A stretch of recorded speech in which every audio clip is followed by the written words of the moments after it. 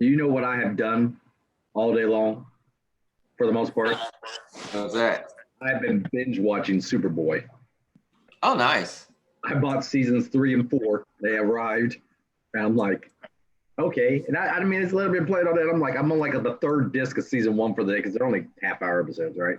And I'm like, Right.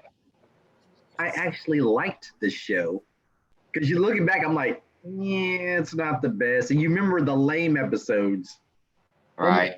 remember the good ones. Because the title alone makes you think, oh, it's Superboy, right? So Right. yeah. And some people are like, Superboy, I've never heard of that. I'm like, It actually had a decent run. I mean, in all honesty. I watched your episode today, the one with Lex Luger. Yeah. Yeah, that one was so I was like, I remember that. Isn't that Lex Luthor? Just asking. No, Lex Luger, the wrestler, was on episode of Superboy. And Z was all about that episode. It was actually one of the better episodes though. So what was that? What was that? The one of the 10 greatest Superman stories ever told? The man who, what was it? The man who never was, or something like that. Where Right. it's the comic where Superman's dying and he's reliving his life differently, and they did a Justice League version of it. But Superboy did their variation on it also, and I'm like, this was a pretty decent. Okay. So how are you, Mr. Carl? I'm doing well, sir. Oh, Oh, he threw something at me. Damn, I didn't know he hated me. No. You just experienced flying. That's all that was. You just experienced flying. to make sure you weren't down for the count. I was just. Yeah, you know how it goes. Nah. Hang on, I gotta move this cord a little bit. But other than that, no, I'm doing good, guys. How about yourselves? Good. We were just talking work stuff.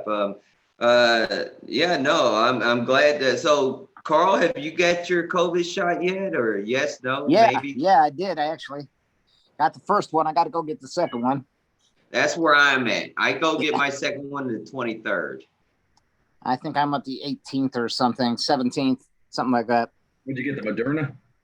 I think it is. Yeah. I get the Moderna. Yeah, Cleveland's pushing that one. Okay. I would have much rather gotten the one-shot Pfizer deal. No, Johnson and Johnson. Yeah, that thing. Yeah, whatever. Yeah. I don't pay. No, because I was hoping for that myself, because, that's like a 5-hour trip for me just to get up there and do this. Why can't you just get it where you're at? I'm not a state resident. No. You got a Starship there and everything. Say what? You got a Starship there and everything, and you're not a resident. I know, right? Go figure. You know what? Consider me resident alien. There you go. Yeah. Oh, we all saw that. Okay, what happened to my tartar sauce? But no, because I tried to set up, and I was talking with another coworker that used to work at OTP with me. He works at Batesville Caskets in Indiana, and he's always over there, but he lives in Henderson, Ohio.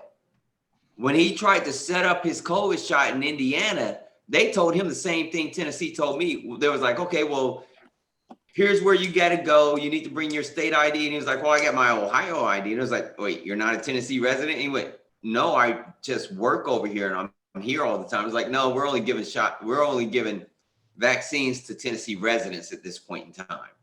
And when I tried to set up an appointment in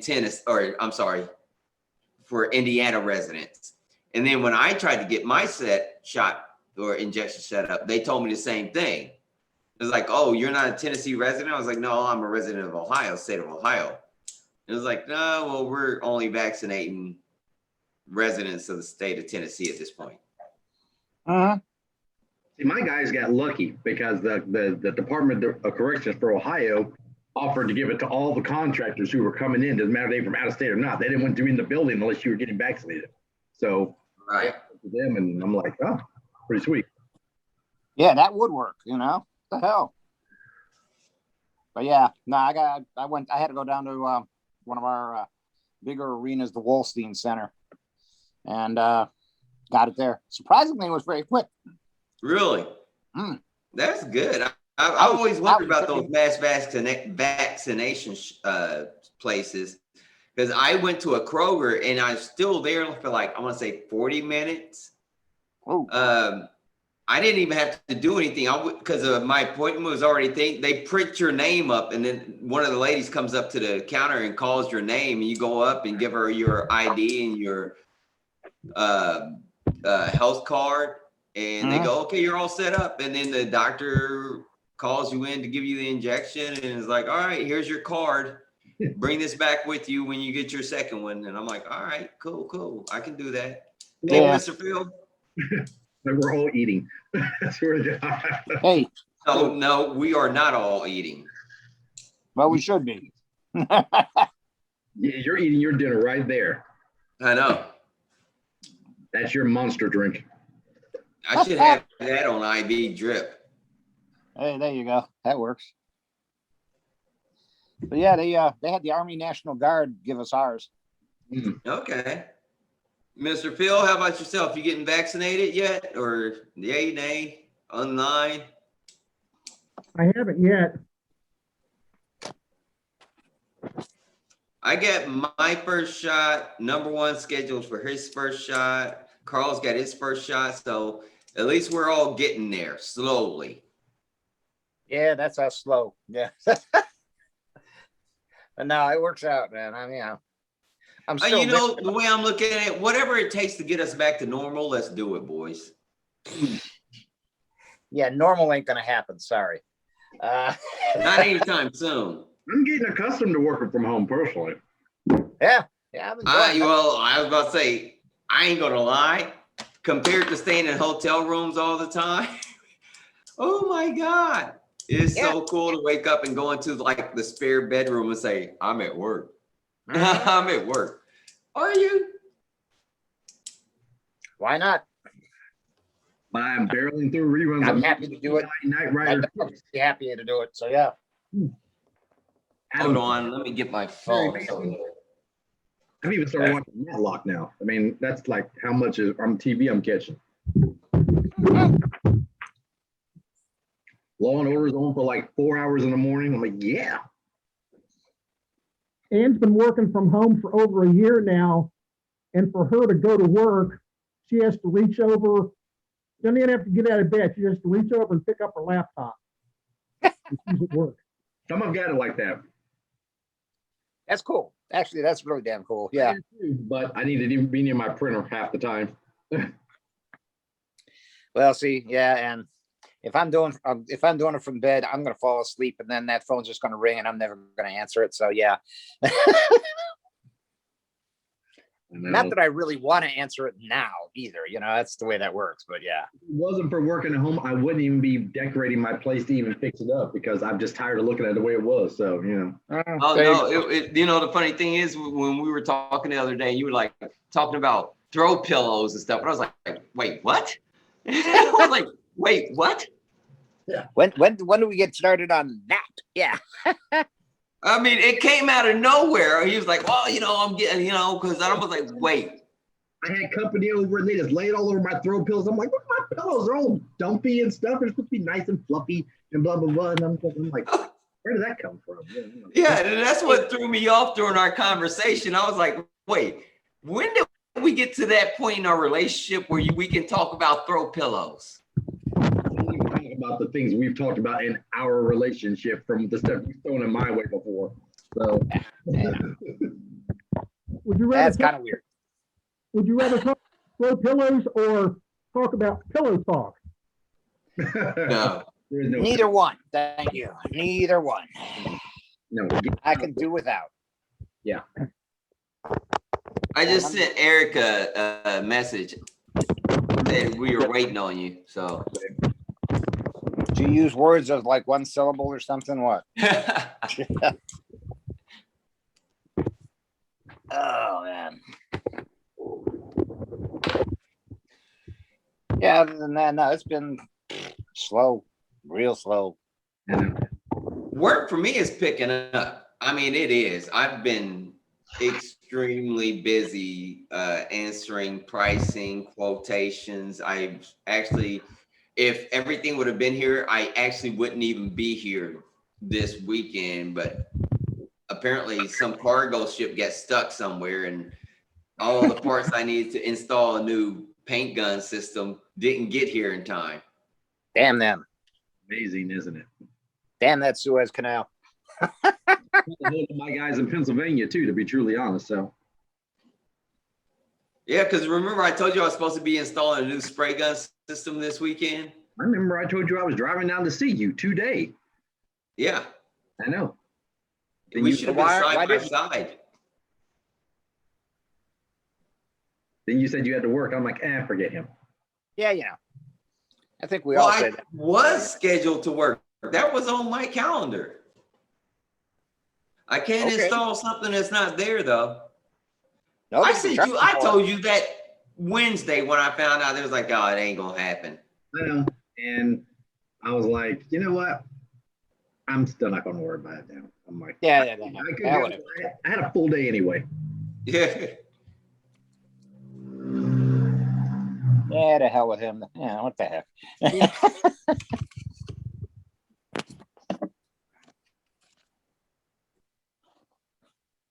I have got to do something to kill that backlight. Yeah. Yeah, it's a bit glaring. There, if I keep my head right there, that. You need a selfie light. Yeah, I do. Yeah, so.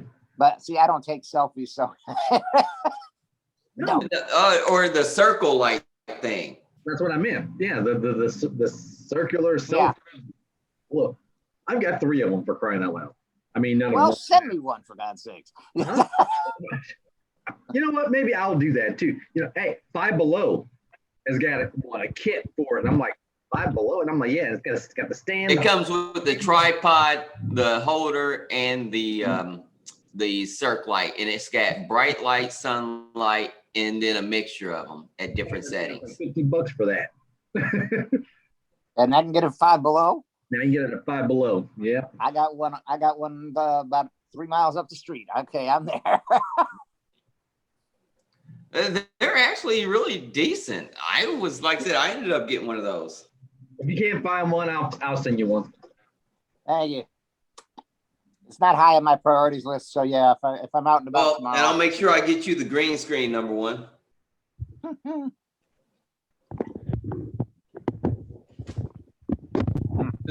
In all honesty, I love my green screen. Yeah, we know. Did you buy an HD camera? Who, me? Mm-hmm. Yes. I can tell. I do have. Well, you've seen it. I use it for Uncon. I get the lights and everything. There hasn't been an Uncon, you know. One. He means the virtual Uncon. Yeah. Correct. That reminds me. Uh-oh. Since there's not going to be an Uncon this year, or not a physical Uncon this year, I, however, know we all miss each other and thought maybe we'd still like to get together. Does anyone know if Big John's doing his cookout this year? That has not been decided yet. I actually just was in a room. Big John and Rita actually almost nightly come into the Z-Man's open forum room that I open on Facebook. And right now it hasn't really been decided. Because I've got a location in mind if everybody wants to get together for a day. And basically I've got I call it it's for the, the inner circle, you guys, us, not the stragglers who come in, but there's usually like that circle of like about 20 of us that, just always around. So I think about a thank you banquet, dinner, whatever. So that I negotiated already, to be truly honest. So I told her to get back in touch with her. So I thought if anyone be interested in it, and all I need to do is really pick a date and, figure we'd all get together. I said, if it's not a whole day, it's not worth the drive for some people. Well, it's typically Big John's is typically Memorial Day weekend. I know that part. So, but because that's when Marcon used to be. Yeah. So I don't want to have it then, and it doesn't have to even be in that month, but I wanted to know if everyone's thoughts about getting together for, we can still even social distance in this place and separate if you need to a little bit, just being one giant room together and just have some fun and music and laughs and just tell Well, stories. the thing is I think by then both I'll be fully vaccinated. Carl should be fully vaccinated. I'll be vaccinated. You have your cootie shot though. Yeah. I mean, Oh God. Well, will you still be on prep? always.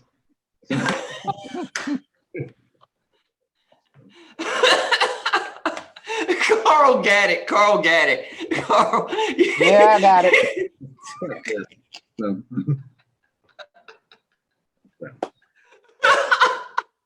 Hurt me.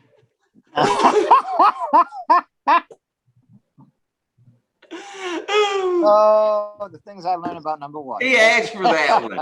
I probably did. I mean, I've had a lot coming to me lately. I've had none of it coming to me, but I've had a lot coming to me lately. So Oh, yeah. that, you know what? Wow. Ashley Room very well wants to get together for a day.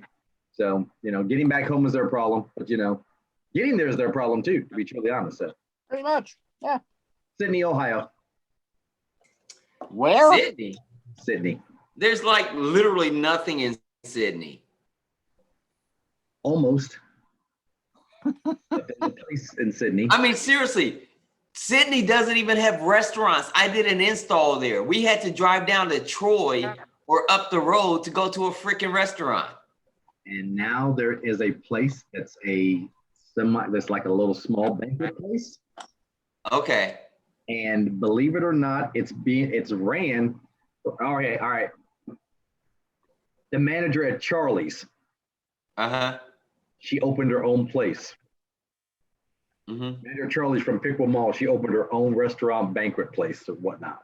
So, and she remembers. Okay, I remember her. And I went in the other night and sampled the food. She cooks samples of this, cook that, and she's like willing to host it. She goes, I'll even tell the customers they're all orders are to go for the day, and you guys can have the run of the place. The parking lot's big enough for us all to be there. She goes, you can set up a tent outside and do something if you want and whatnot. So I'm like, okay, ice cream, chicken, fries, all that stuff. all that. I like it. Yeah, I can dig it. Yeah. One question. yeah. Where the hell is this place? Where Pickwill was, it's about another. If you're going north, if you're hitting Pickwill, you come from south. You come. No, I come from the north. I'm coming from all the way up in Cleveland down. Then it cuts your drive by about, what do you say, 20 minutes, half an hour? I think his best way would be actually coming across 80 and then down 75. Either way, it's like a 4-hour drive. Cutting off 30 minutes. It's a shorter drive than getting to the mall still. Yeah. I figured I'd set up some games. We'd do some whatnot. But like I say, it's not really an uncon. It's sort of a private family. Yeah. So it's a family get together. Yeah. All right. Well, why not? It's 30 after. Eric's not here, so I'm not here. I say let's go. So, Okay. what do you guys think? Okay, yay, nay? I'm fine with it. The sun's setting. All right. So the reason I said I wanted to keep this close to the cuff is because I wanted genuine answers, and I'm going to start this off by saying, ladies and gentlemen, welcome to another wonderful episode of From 1 to Z with myself, Michael Z-Man Thomas, and number one, Dave Dixon. Of course, we have the wonderful Carl Taliaferro, and as always, we have Phil Texter. So, Phil, Carl, what we're going to talk about today is people who've been watching these shows or watching these little podcasts. They get our insight on different sci-fi, horror, and different types of genre, movies, effects, right, and all the things we talked about. The one thing we have failed them at is talking to them about us. So, that being said, Z likes long walks, Carl, Not afraid to cry. when did your life change to the point where you knew going to conventions was going to be a lifestyle for you? Wow. See, you can't tell me that was not a good, interesting question. Okay. Yeah. Okay. Yeah. It was. One answer, but yeah. 21 years ago, to be honest. Yeah. 21 years What ago. convention? That happened. I mean, we want the All right, details. all right. People You want to the know boring you details. Why does anybody want to know me? I never could understand that. because you're an awesome, amazing friend. Duh. Well, that's true. But, not everybody's awesome, amazing friend. The restraining order won't let him get any closer. Some people are into No. Come on, number one. My love for you is stronger than any restraining order.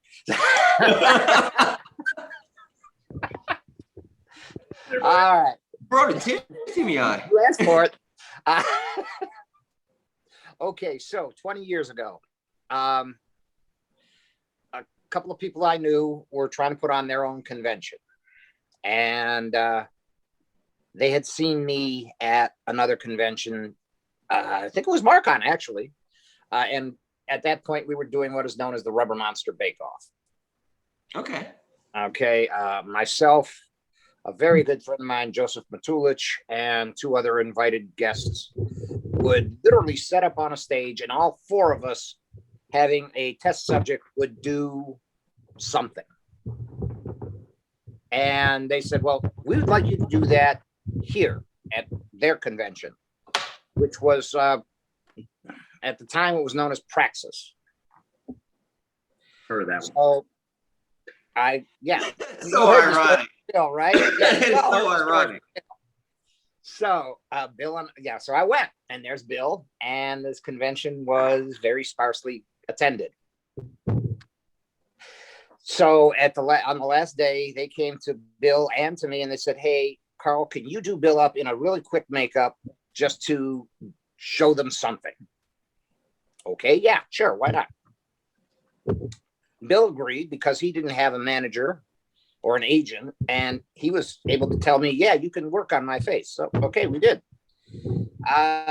It took about an hour, and we had everybody in the convention there, including the hotel staff. So that was the start of it. Bill thought, you know what? We can make this work in other places. So we exchanged information, and the next thing I knew, we were traveling around the country, putting on makeup demos. At one point in time, I was living out of a suitcase every other weekend. Ooh. I remember those days. Oh yeah. We were getting invited to conventions I thought had no business inviting us, but they did anyway. I mean, at what point did it become more of a, I'm doing this not just for work, but for family? I love these people. Wow.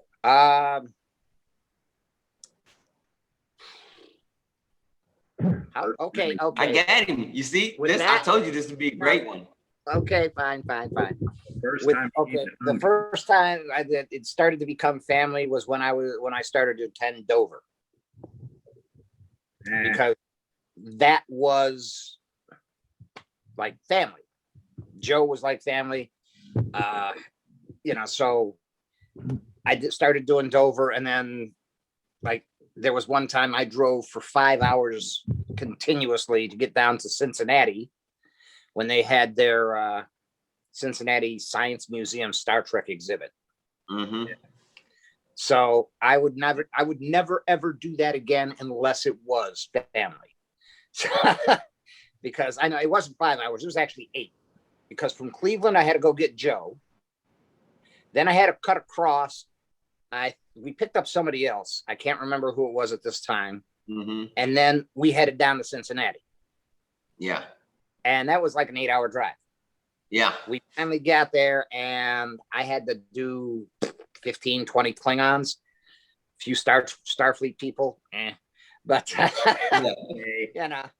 but yeah, that was that. That's what all you had to do with them was them, blush them up. Year after year, I would come back to Dover, and it was like, okay, yeah, I'm going home. I'm going back to see family, you know? Mhm. The only other time that it came close to that was when I was in Mardi Gras. Remember that Because- one too? Yeah, those folks are phenomenal. Yes. Yeah, so it was like, okay, yeah, I didn't think of myself as a guest star. I was just a guest that entertained people, basically. Mhm. Kind of like what I do with you guys. So yeah, that's when it became a kind of a thing that's, yeah, okay, this is my lot in life. And you know what? I enjoy it. I really do. And and I'll tell you a secret, it's the little things about that really, really make it worthwhile for me. Like I was at a convention, and this lady came up to me, and turns out she had been at one of the first conventions I was at, Praxis or one of those, and she still had the piece that I had done on her as a demonstration. Wow. And that was like 10, 15 years ago from when I was then. And she's like, could you put this on again? I was like, be honored. Sure. I didn't think it would keep this long. Right. Put it back on her. She was thrilled. She was absolutely thrilled. And then another one actually happened at our virtual Uncon last year. Nice. Yeah. I can't remember her name right off the bat because I'm really lousy with names, but she was on, and she mentioned that I had helped her in trying to feather eyebrows because she lost hers. Catherine? Oh, the cat. Yes. I'm thinking. Yeah. Okay. And I didn't think I was doing anything special except putting on a show, but no, it helped her to improve her life. Yeah. And that made me feel pretty damn good. You know, I mean, I don't ever consider myself improving anybody's life, but I did. I've done. Well, I can tell you improved my life, sir. So. Well, thank you so much.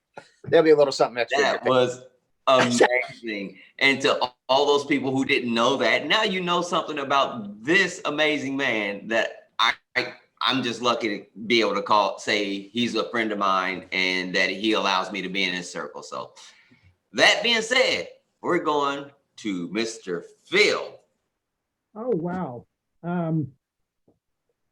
Well, my very first convention, I met my ex-wife, was my ex-wife at the time.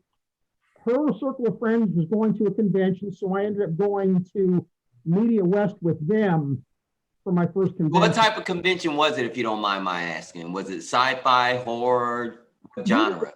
Media West was movies, TV. It was science fiction. It was, at the time, Starsky and Hutch, Addams Family. It was Media West is at that time was a little bit of everything.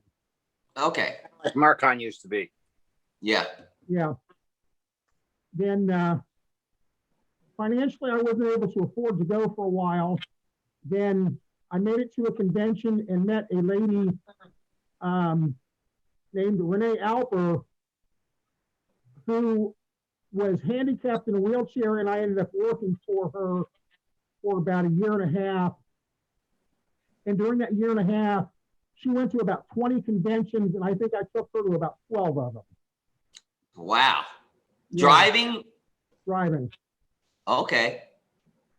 We went as far as, from Cincinnati, we went as far as Chicago. We went to the 50th anniversary Superman convention in Cleveland. So You were there? Wow. So was I. Oh, wow. Okay, cool. But it was at that point where I went to so many conventions that I realized, hey, I really want to start doing this. And then about 10 years ago, I got a full-time job that I was able to start going on a little more regular basis. And since then, I've been to at least 4, sometimes as many as 6 different conventions every year for the last 10 years or so. Not bad. Not bad at all. But, I mean, what was it about the conventions that made you go, I like these. I want to go. I want to be a part of this. What was it? I did my first Spanish thing. I had a bridge of the Starship Enterprise with a cardboard cutout box and a blackboard in the basement of the house I lived in when I was 9. Okay, see, I didn't even know that. I was destined to get involved with science fiction or something because I'm the typical nerd. Wasn't popular, glasses, was a little smarter than the rest of them. So I was really on the outside, and meeting similar Did he people. look at everybody else's screen when he said that? I think he should have, because he's still talking about himself. Nerdy, glasses, little awkward. Like, yeah. You all could just go to him, okay?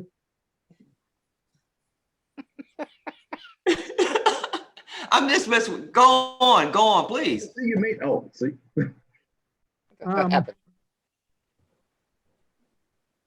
I really like doing stuff, doing projects, and a little over 10 years ago, I started a function at a folk convention, Ohio Valley Folk Fest, where people bring their trumpets, their violins, their Okay, and just I know what it is. Number one, and Carl knows what it is. Would you explain to our audience what filk singing is and what that's about? Don't do it. Just explain it, please. folk is, Yeah, I didn't say do it. I said explain. Folk is a genre of music where it's more in the folk style, the singer-songwriter tradition, and the subject of the songs is science fiction movies, science fiction books, horror, the kind of thing that a nerd fan would get into. They talk about a particular movie, a particular character.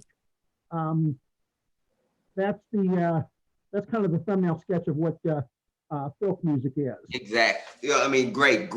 Thank you for explaining that to our audience. I thought it would be really neat to get more people involved in filk at this particular convention if we started a program where they could bring their French horn, their trumpet, their saxophone, whatever, and play more of the band or orchestra instruments. And I started this at Ohio Valley Folk Fest 10, 11 years ago, and we'll be doing it for, if they hold OVFF, it'll be the 12th year this year that I've been doing that. And I really enjoy doing it. And it's gotten to the point where I almost feel an obligation to the other people to put it on so they have another reason to bring their instrument, to participate, and another way to enjoy themselves. Okay. No, that's awesome. So, okay. So that covered that aspect of who Phil, that the Phil I know is, and especially with, you playing taps for us and that, but when did Phil, the cosplayer, emerge? When did that happen? Oh, that was, well, initially I was really in lust with my ex-wife, and when we went to Media West, we did a gender bender wedding. She was Hana Solo, and I was Prince Lee Organa, and we did a gender bender wedding at the convention, and I sewed both of the costumes for that event before my very first convention. And then it started in earnest when I started going to conventions and realizing, hey, I have the skills. I like doing this. This is kind of neat. And I started working on costumes and developing stuff. And you might see I kind of hit the big time. It'll be 6 years ago, but I won Best in Show at MarCon 5 years ago. Or, Yeah. No, I remember that. That was one of the last. I think that was one of the No, I wasn't there for that one. I was there for one previous a year before that you won. I think I can't remember. I drink too much, but yeah, I remember that. And you don't share. Over this COVID year, I've created 4 different costumes doing sewing and plastic and gluing and metalwork and that kind of thing. So I just like keeping my hand in it to keep doing something. So it's just part of who I am and what I do now. Okay. Well, see, you know what? Like I said, the reason I wanted to have this conversation is because I'm learning stuff. I think everybody here is learning stuff about each other that we didn't know. So I'm going to go get another beer and then we're going to move on. How about that, boys? Sounds good. I think I'll get a drink too. Hang on. Let's pause for station identification. You are listening or watching from 1 to Z, and no one is here but me. Perhaps I should leave the room also. No, you shouldn't. And how dare you say nobody is there but you? Phil's there. No, he's not. Hey, well, it's just you and me. Yeah, like someone was like, oh, break time, so. Yeah, well, no, I just had to reach over and get my iced tea. That's all. Yeah, 15 minutes. So, yeah, no, I don't think so. Well, there's some. Speaking of which. Warriors. Never mind. I'm sorry. So wait, there. It only Okay, works when I do it. Say what? I said that only works when I do it. I know, right? Yeah. So I do have another quick question for Phil, but he just disappeared off to the other room. You went and got a beer. Why can't he? Yeah. He can't. Hey, there you go. He does got him, so he's smoking. Yeah. There you go. So Phil, one more follow-up question for you. So when did you meet the amazing Ann? Actually, the friend I mentioned earlier that was handicapped and I worked for her for a short while.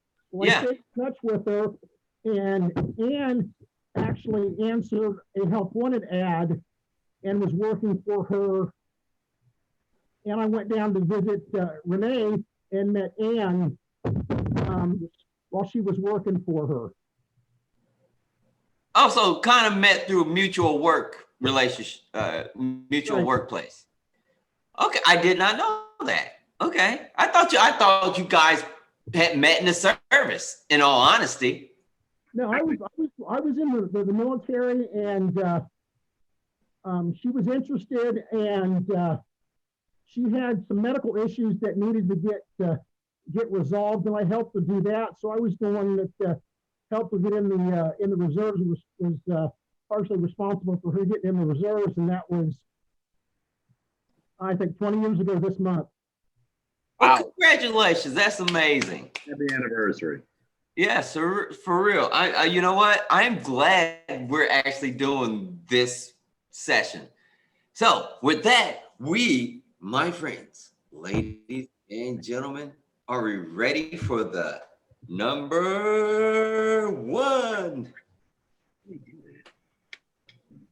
It's your turn, number one. When did life change for the most amazing Onyx of Onyx men?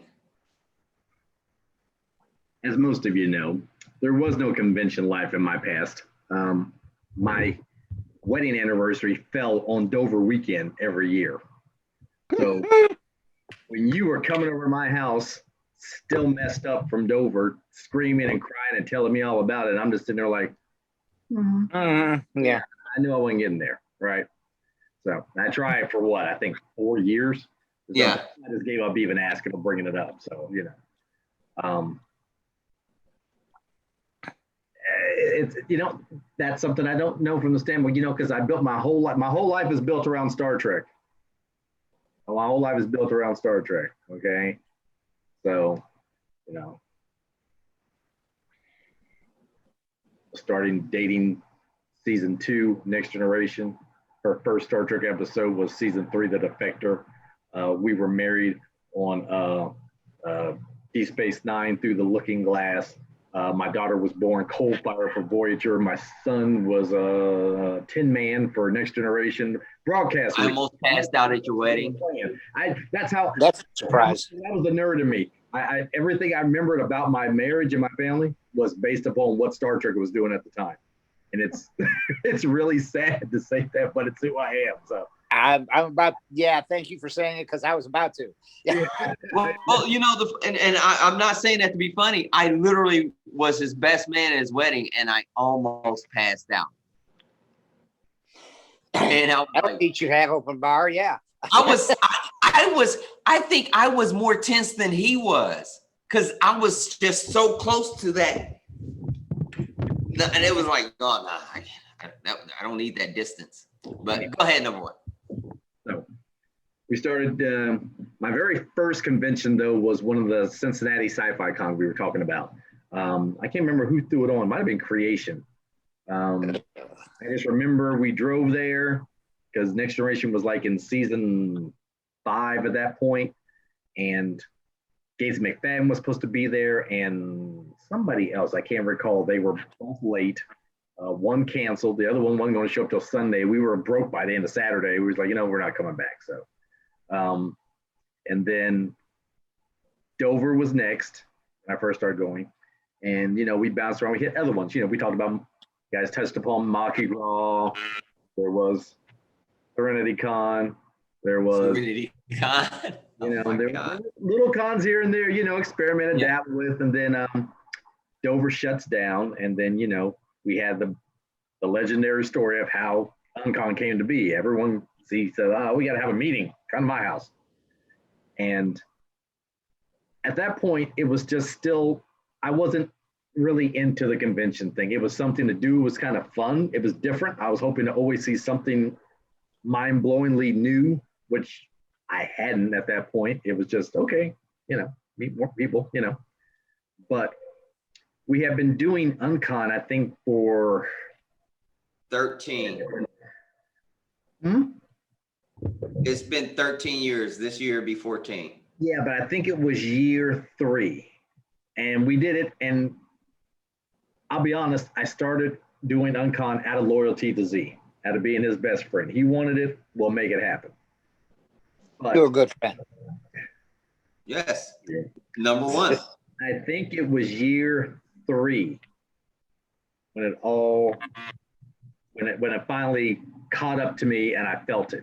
And I remember, and it's funny, when you said the topic, I knew instantly what the moment was and where it was.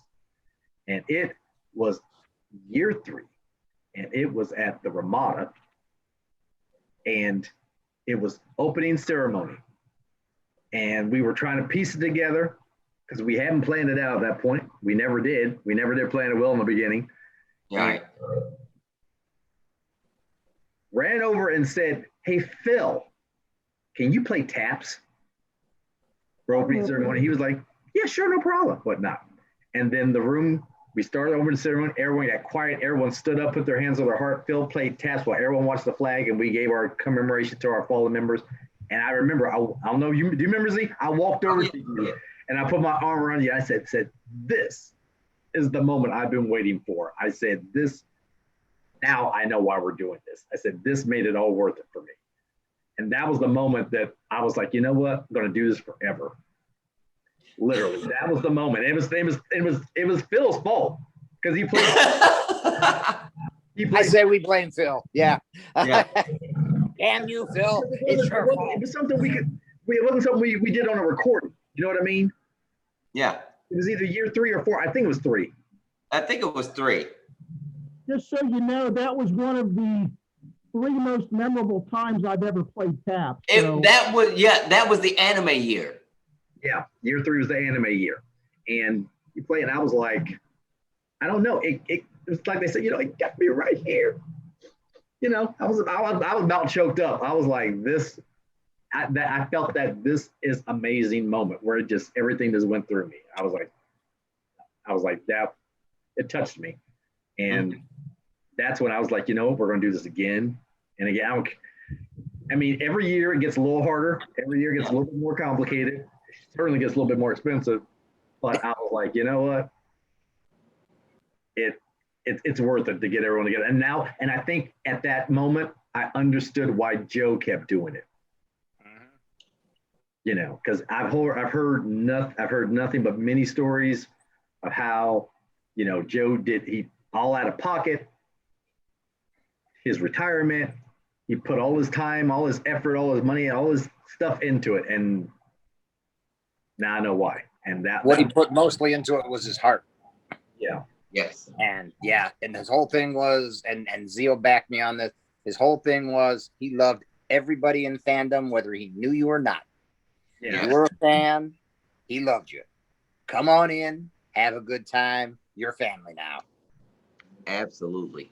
I couldn't agree more than 100%. As a matter of fact, that was my model. I mean, that's literally where I got the model from and learned the lessons from. So, okay. So number one,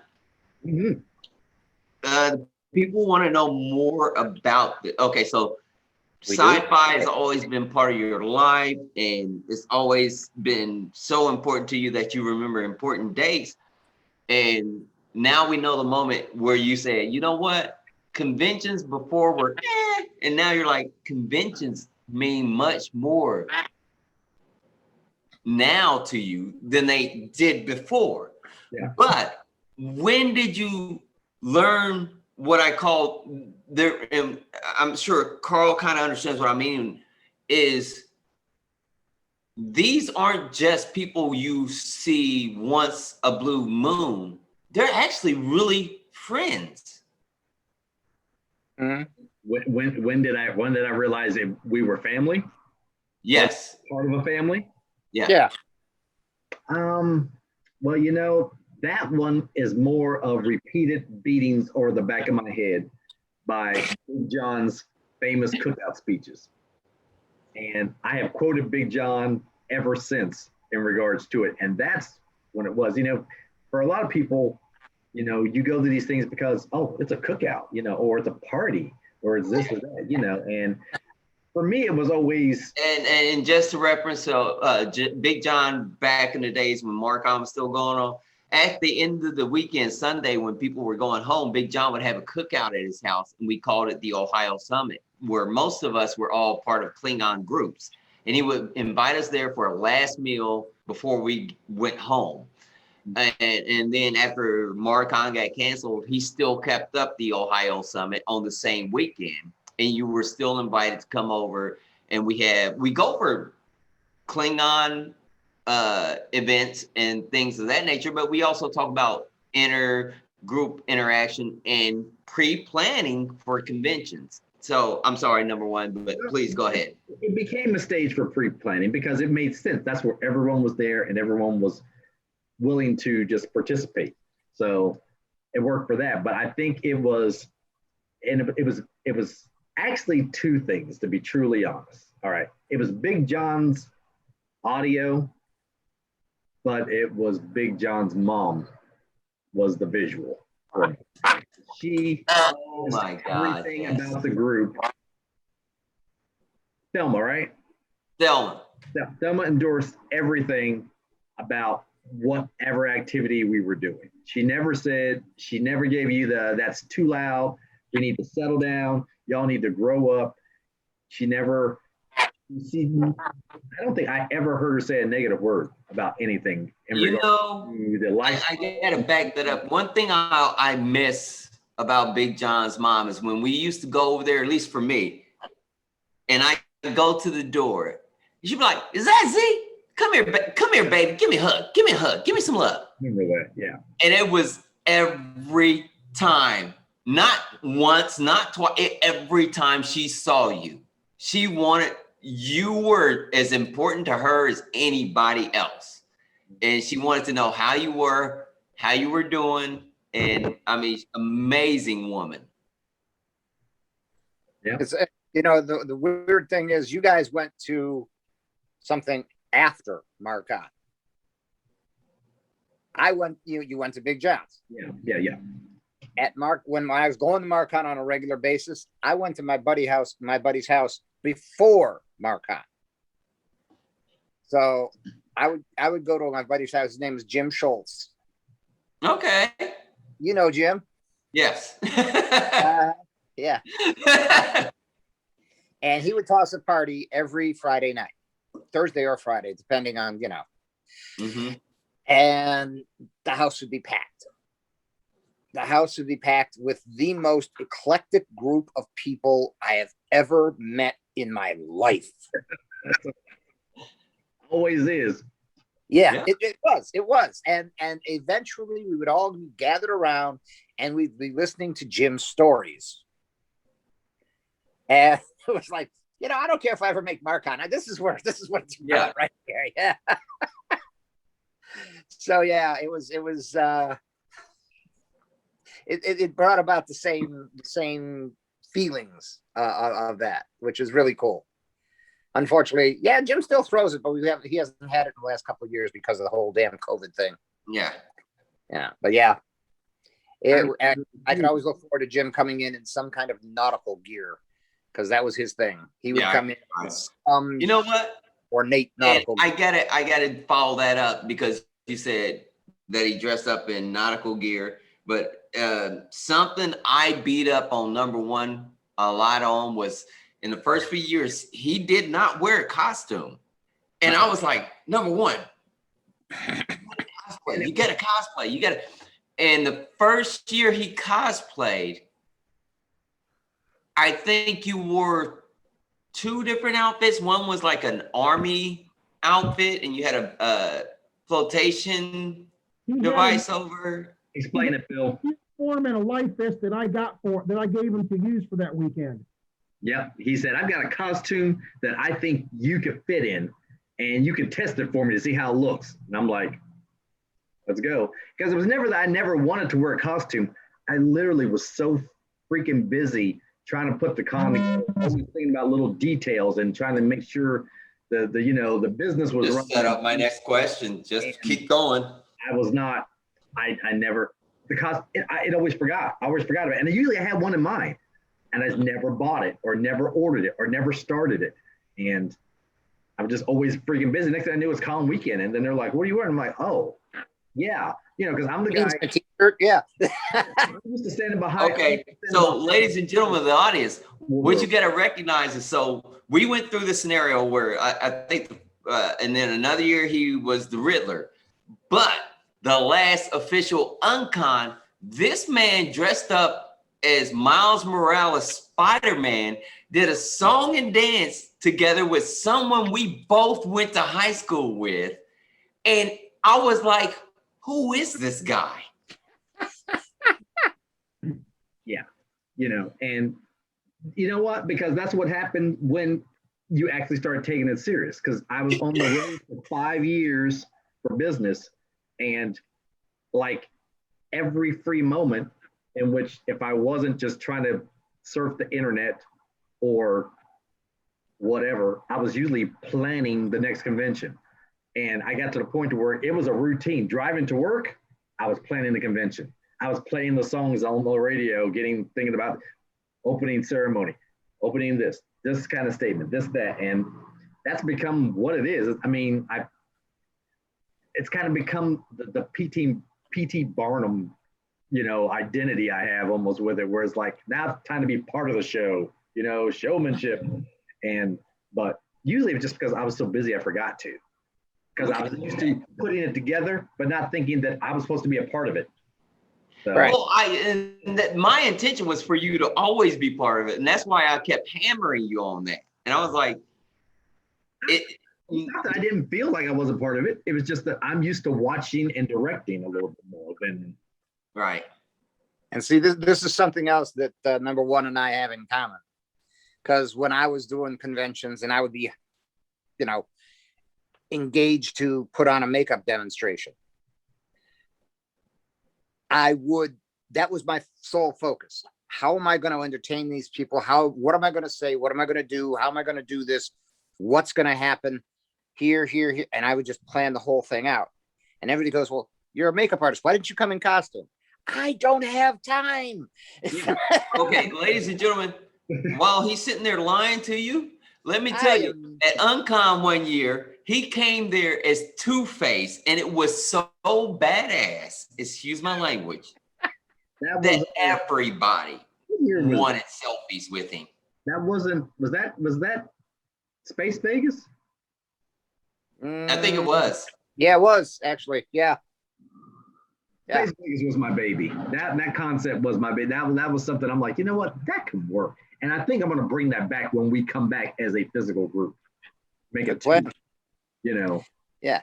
But yeah, well, hey, I mean, I did that because that was the year that I was doing a little bit of everything. Well, and your date was Poison Ivy. Yeah. Ivy. Yeah. Two-Face be dating. No. But anyway, your associate half. My assistant was Poison Ivy, yes. But yeah, I mean, I remember I was doing that. Isn't that the year I did Ivy Ford as Groot? Or was that the following? No, that was the following year. Okay. So yeah, I mean, that was the year you did Bodie. Oh, yes. That was one of the highlights for me too. That was one of my highlights, to do Bodie up as his Klingon Vulcan fusion or Klingon Romulan fusion. Yeah, that I don't care what else I ever do in life. That was one of the high points of my whole thing, because it made him so happy. It just made him so happy. And that was what I was. That's what it's all about, ain't it? That's the ultimate goal. Yeah. And the fact that Bodie was such a good friend, and that I could do that for him, just meant a lot to me. So yeah. But and also I mean, the one year, what was it when I did oh damn. I know I did Ivy's Groot. Who did I do? I did somebody else as a Klingon. Robin Casey. No. No, it was Joe Rebello. I did Joe Rebello as a Klingon. Oh yeah, Kimpo Joe. Yeah, and you know what? Joe. He took so many pictures. I mean, if you go to his page and look it up, you will see so many pictures of him done up. He loved it. Yeah, it was fun. Absolutely loved it. He had never been done up in Klingon before.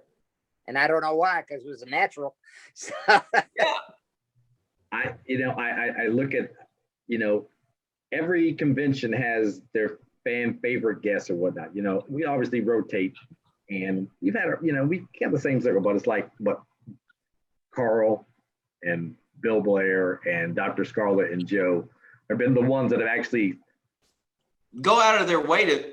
They be like, I want to come there, but this is going on, and we've even moved around dates. They kind of get us a little bit of validity, that what we're doing is working, or to some degree. And I used to always joke amongst myself. I was going to, before COVID happened, what I was going to try to do. I guess something I got to bring up. I'm going to get another beer, but yeah. You got a beer. I think you drank it all. You guys were sort of our four horsemen. I called you the four unicorns of the happiness, is what I called you guys. And I was going to give you statues with unicorn statues out for that year, and I was like, I couldn't pull it together because I couldn't. When I realized how expensive unicorn statues are, and they were in short supply, also I'm like, what the heck? Yeah, and I could, I try to make everyone a little different. When I make an award like the award for Flounder and Pack Rat and stuff like that, I want everyone's award to be unique. I want to be distinctive, but I want it to also be the same as everyone else who's in the same category for you. But I was just like, couldn't find anything. I was like going to buy like plastic horses and put things on their heads and stuff. I was like, you know what? But I ran out of time. I ran out of money. I was like, because the ideas always seem to come when I'm down to the wire. That's when I figure things out. And when I worked at General Motors, I used to stop at the bar almost every night coming home from work when I was in engineering. stumped on a problem. When I was stumped on a problem, if I had no problems, it was a good day at work, I just went home. All right. I stopped at the bar on the way. And I usually, 70% of the time, you can ask my partner, Michelle, 70% of the time, that's when I solved it in the bar. Uh-huh. The waitress knew to give me a pen and a napkin. I just started bringing a pad and paper all the time. I'm like, I just came up with an answer. Uh-huh. So, like, and that's what happens with the con. The longer I work on it, it seems like when I get down to the wire, I'm one of those guys who works better in a crisis mode. Yep. Same here. Yeah. The time I've got, I'm just gonna flub it off because I got plenty of time. I don't think as hard. I don't think as creatively. I learned that in high school. So yeah, same here. Yeah. Yeah. See, and that's why you and I can communicate so well when we're at a convention, because it's like, yeah, I know exactly what you're talking about. Yep. Yeah, I'm Mr. Last Minute. I'm like, and everyone hates that. And I'm like, that's when it's popping the most. That's right. So that being said, I want to bounce this off. I had this question before I walked off, and I mean, you're as much as uncon as I am. Number one, obviously. Glad to hear it. And the reason I want to ask you this is because for you were like, wait, what? And I was like, yeah, it happens. When you, when we first got approached and they said, we want to have a wedding at Uncon, and you were like, wait, what? Yeah. That was the next moment. Phil was the first moment. The second time was being asked for the wedding. Yes. And I was like, I had all this stuff going through my head. I'm like, waiting. You know, and it's like, Yeah. and I'm gonna say it like this. I'm gonna say it on the air because I've never really said it out loud before. And he knows he can edit it anyway. Yeah, I could, you know, but you know, I was like, I mean, someone literally got a wedding for free because we made sure we had an officiant, we had made sure we had a cake, we made sure we had food, we had snacks, we had the carpet, we had this, we did everything but get the dress, for crying out loud. You know, so it was like, and it was the awesomest moment. I was like, yes. And then I was on this mission. I'm like, okay, now there needs to be a wedding every year. I think I said that to somebody. I can't remember what. Yeah. But And we've had 3 weddings, some wedding vow renewals, but 3 of them. you're right. We did hit 3. You're right. So, and I am, you know what? See, now you've done it. Now you've done it. I get it. I got to ask these questions. The people want to know. I don't think anybody really wanted to know that, but okay, fine. And I don't want to continue to give away free weddings, but I will, you know. I mean, it looks good on the resume of the con. That's all, you know what I'm saying? So, you know, You know what? To me, and your con to me means something to people when they want to do something that's so life altering, so memorable at your event. Because I've known cons that's never had weddings. you know what started it all? Starlog started all this because before the Next Generation aired, there was nothing but Star Trek. There were a few there were the movies. We were only up to 5 at this point, I think. No, we were only up to 3 and 4 by then. But Starlog, was making these Star Trek Anniversary Edition magazines, and people were getting married dressed like Starfleet, getting married dressed like Klingons. They had giant cakes shaped like the Enterprise, and I never forgot any of those. And I'm like, one day that would be really cool. And it didn't happen. So you're part of the problem. Yeah, it didn't. Yeah. I didn't need to be truly honest, you know. But to reproduce that, to do something, I can't say reproduce. They've always been unique, you know. But it's like one day someone's going to want to do a true, authentic Star Trek, Star Wars. I don't even care if it's Space 1999 wedding. You know, you want to dress up like the Thundercats? I don't care. You know, we should do, you know. And I thought after Wolfram Jadzia got married, I thought for sure Klingon weddings across the planet were going to start working en masse. You know, They probably did. probably did. It's not with us, right? So Yeah, exactly. Yeah, it's funny you mentioned that because I had a life-altering one where I was working in a prop shop. They called up, a party planner called up and said, hey, we're putting on a bar mitzvah. And the kid is an absolute Star Trek fan. And this is around the time Next Generation and Playmates was coming out with everything. So they hired me to actually make up and supply actors to intermingle with the guests during the whole bar mitzvah. Nice. I mean, and so the kid got a Klingon, he got a Cardassian. Every table centerpiece was Playmates Enterprise. Nice. And toward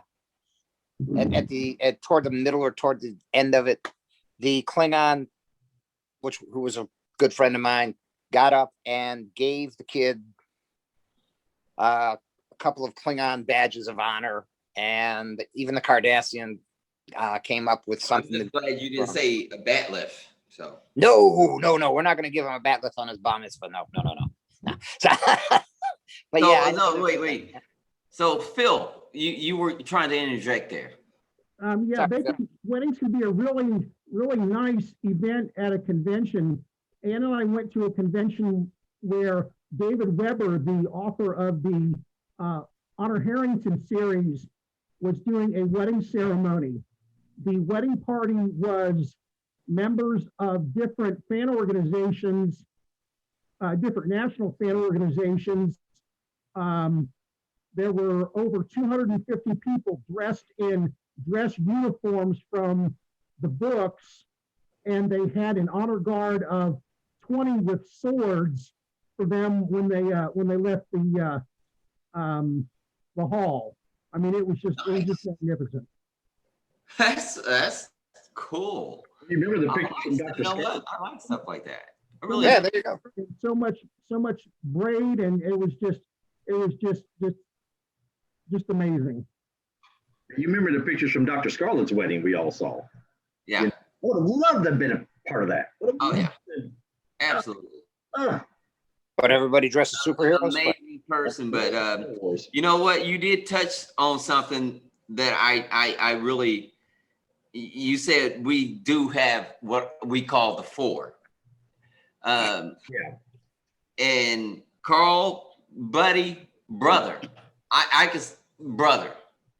I got to tell him a story now, and this is bringing me in. I'm supposed to be the interviewer, but I got to tell a story.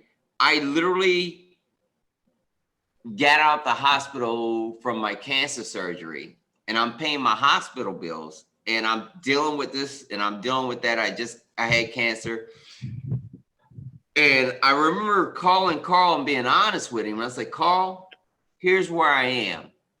And I said, Carl, I'm going to pay you. Just give me a minute. And Carl was like, you don't have to pay me for me to be at your convention. And I was like, no, that's not how I operate. And he literally had a sit down. Me and him had a sit down talk. Mm-hmm. He was like, Z, I'm not here to get paid. I'm here to be around these people. I'm here to be around you. And if you think the only reason I'm here is because I'm getting paid, you are sorely mistaken. He gave me kind of a chewing out. Yes, I did. Yes, I did. I'd like to give you that. Yeah, I mean, that literally happened. And Carl, I don't know if you remember that, but I was like, I felt bad because my money was tight. And remember, I was like, yeah, you were hemming and hawing and stammering and tripping over words left and right, trying to figure out how you're going to promise me money. And I'm like, dude, forget it.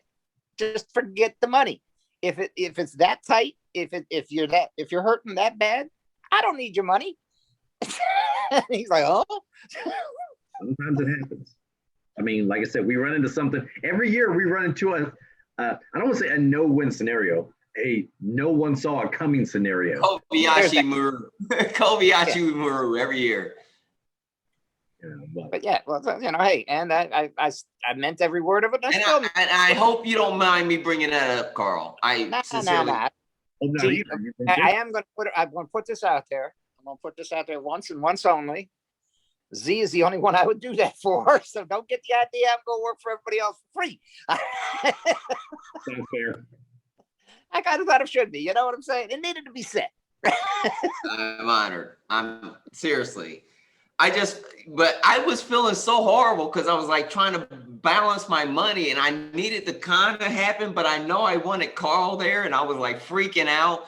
And I called him and I was like, being honest, I was like, Carl, here's where I am. I guarantee you I'm going to pay. And he was like, what is wrong with you? Like, I mean, he came at me like that. Those words I have said. Those words I have said. Yeah, but for me, it means more. I had an experience like with bringing my toy collection. One year when I brought the toy collection, I don't even remember who it was commenting on one of the NASA play sets, and she was going, "Oh, where can we get that? That's really neat. My grandson would really like that." And I got on my phone, and in about 5 minutes, I found one for her, and she was just thrilled that she could get that toy and give it to her grandson for his birthday. And I thought it was just so cool being able to share that with her and with him. Mm-hmm. Yes. Now you know the feeling I had for 26 years working at a toy store. Yeah. Speaking of which, I got a question for Phil. Okay. Yeah. Phil, when did you start collecting toys? I mean, because that seems to be your major passion. Consciously, or it just happened to happen? Take your choice. Oh God. Oh goodness. Oh, sorry. I was born you, number one. You want to take a nap? I started collecting Major Matt Mason toys. My mom would get me one set or one something about every other month when I was 9 or 10. Okay. Started actively collecting. One particular thing when I started collecting toys in general was probably about 20 years ago. Interesting. Yeah, because I've every time you come to the con, I've noticed there's been a specific array of toys. True, very true. But there's also been a concurrent running theme in all of his toys. Most of them are space related. Yeah. And there have been quite a few that are just military related in general. And Phil has, I'm going to share this with the world. Phil has a penchant for things that fly. Yes, he does. I don't have 4 drones sitting in my display room, but I'm waiting for a nice day to go fly. No, I'm not doing that at all. No, but you do have a lot of toys that are capable of flight. Yeah. Oh yeah. Well, I was in the Air Force and I was in aircraft maintenance. So working with things that fly was just kind of part of what I did. Cool. Okay. Cool. So the reason I do I'm not trying to change subject, but one of the things I like about Phil is your cosplays always do tend to be military oriented.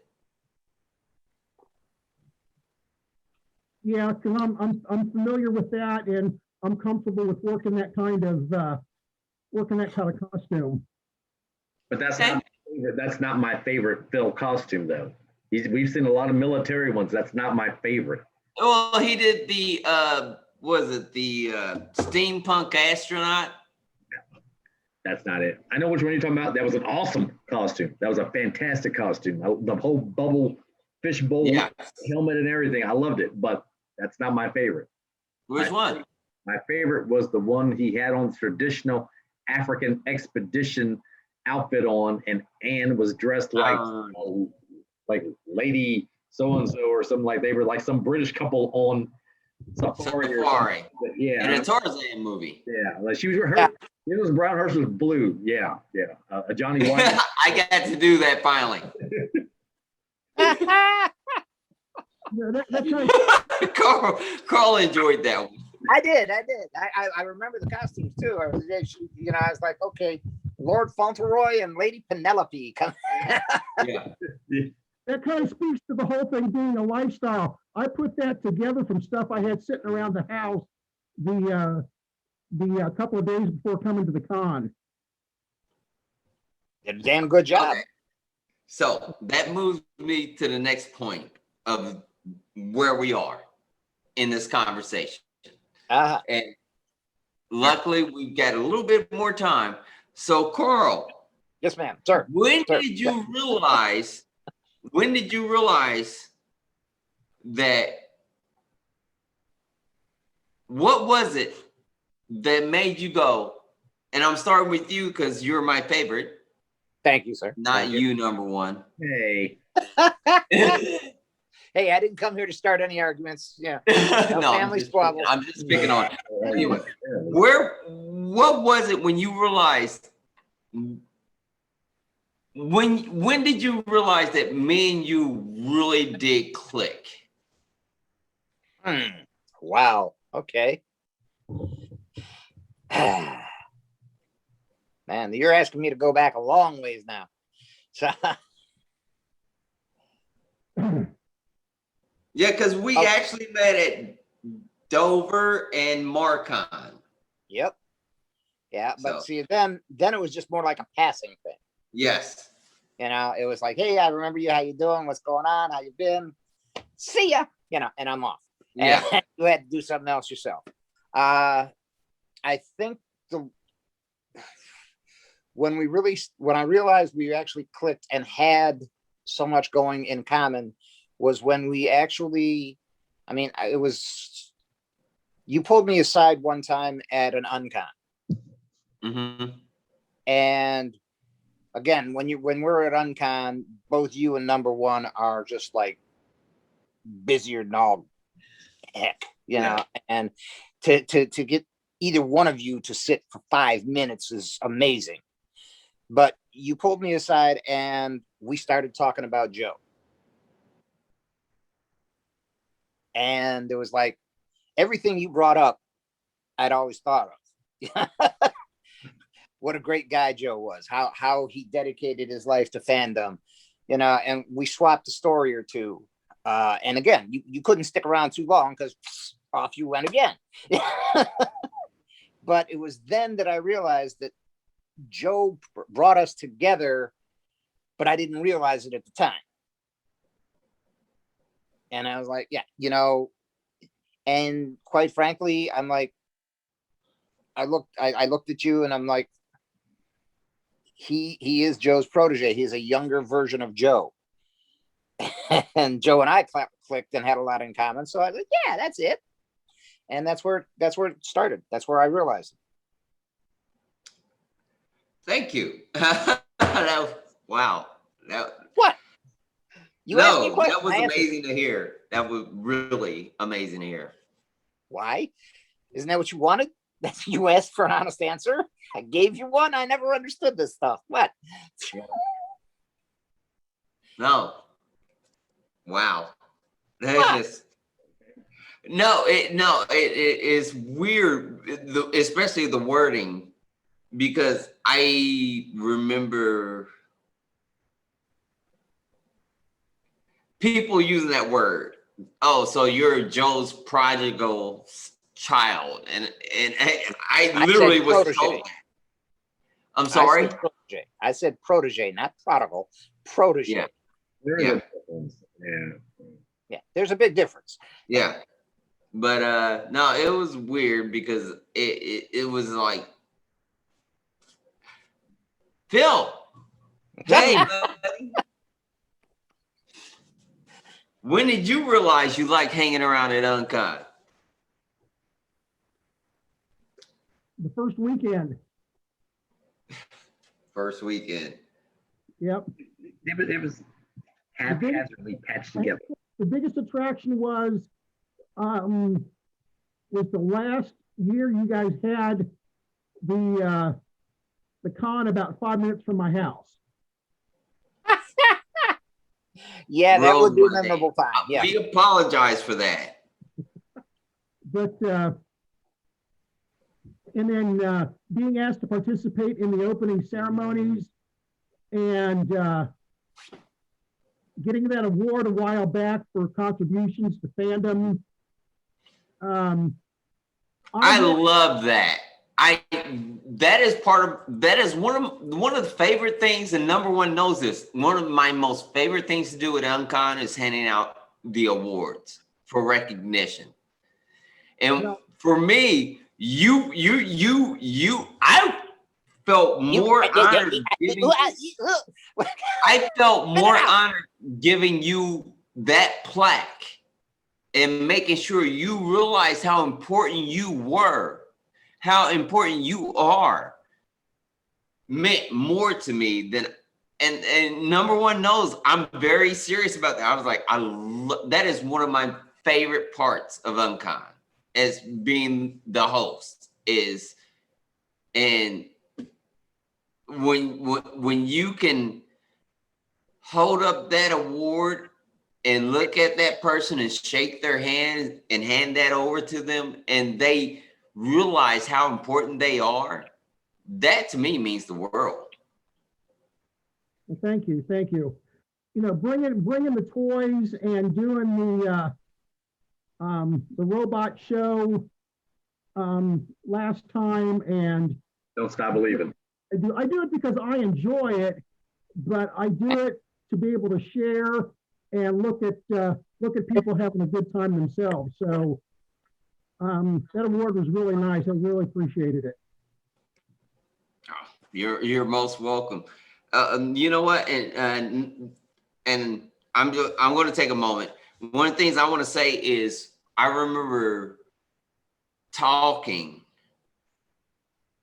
with Sissy and number one, and we were looking around, and the kids were playing. They were on the floor with crayons, and I went, this is why this is important to me. I remember that time we all looked, because we looked, I mean, we scanned, we watched the room. Adults were doing something, some were doing this, some were in little clicks over here, some were doing a demo over there. The kids were on the floor, and it was like watching a quiet section of the mall do its thing, and everyone was content. Yeah, I do. I remember looking over and I was like, this is why this is so important. Mm-hmm. And I felt pride. And it was me, you, and Sissy. And remember, I was like, this is why. I remember that. This is why. I'm so glad I brought the coloring books and started up the coloring contest. Yeah, that was a great thing. And I'm going to start. I've been trying to take everything we've been doing, and there's lots of little planning to change things and do things and little tweaking and make it more upfront, you know, for everyone to enjoy and to know and stuff. So yeah, I'm going to start taking those coloring contests. I'm going to start posting those and trying to keep a log. And to be honest, I know you guys probably hated me for not giving us a subject ahead of time, but I wanted these honest answers. And you guys have more than provided. And there's been so much joy in my heart from hearing you guys talk from the heart about how you felt and how things happen to play along. You have a heart?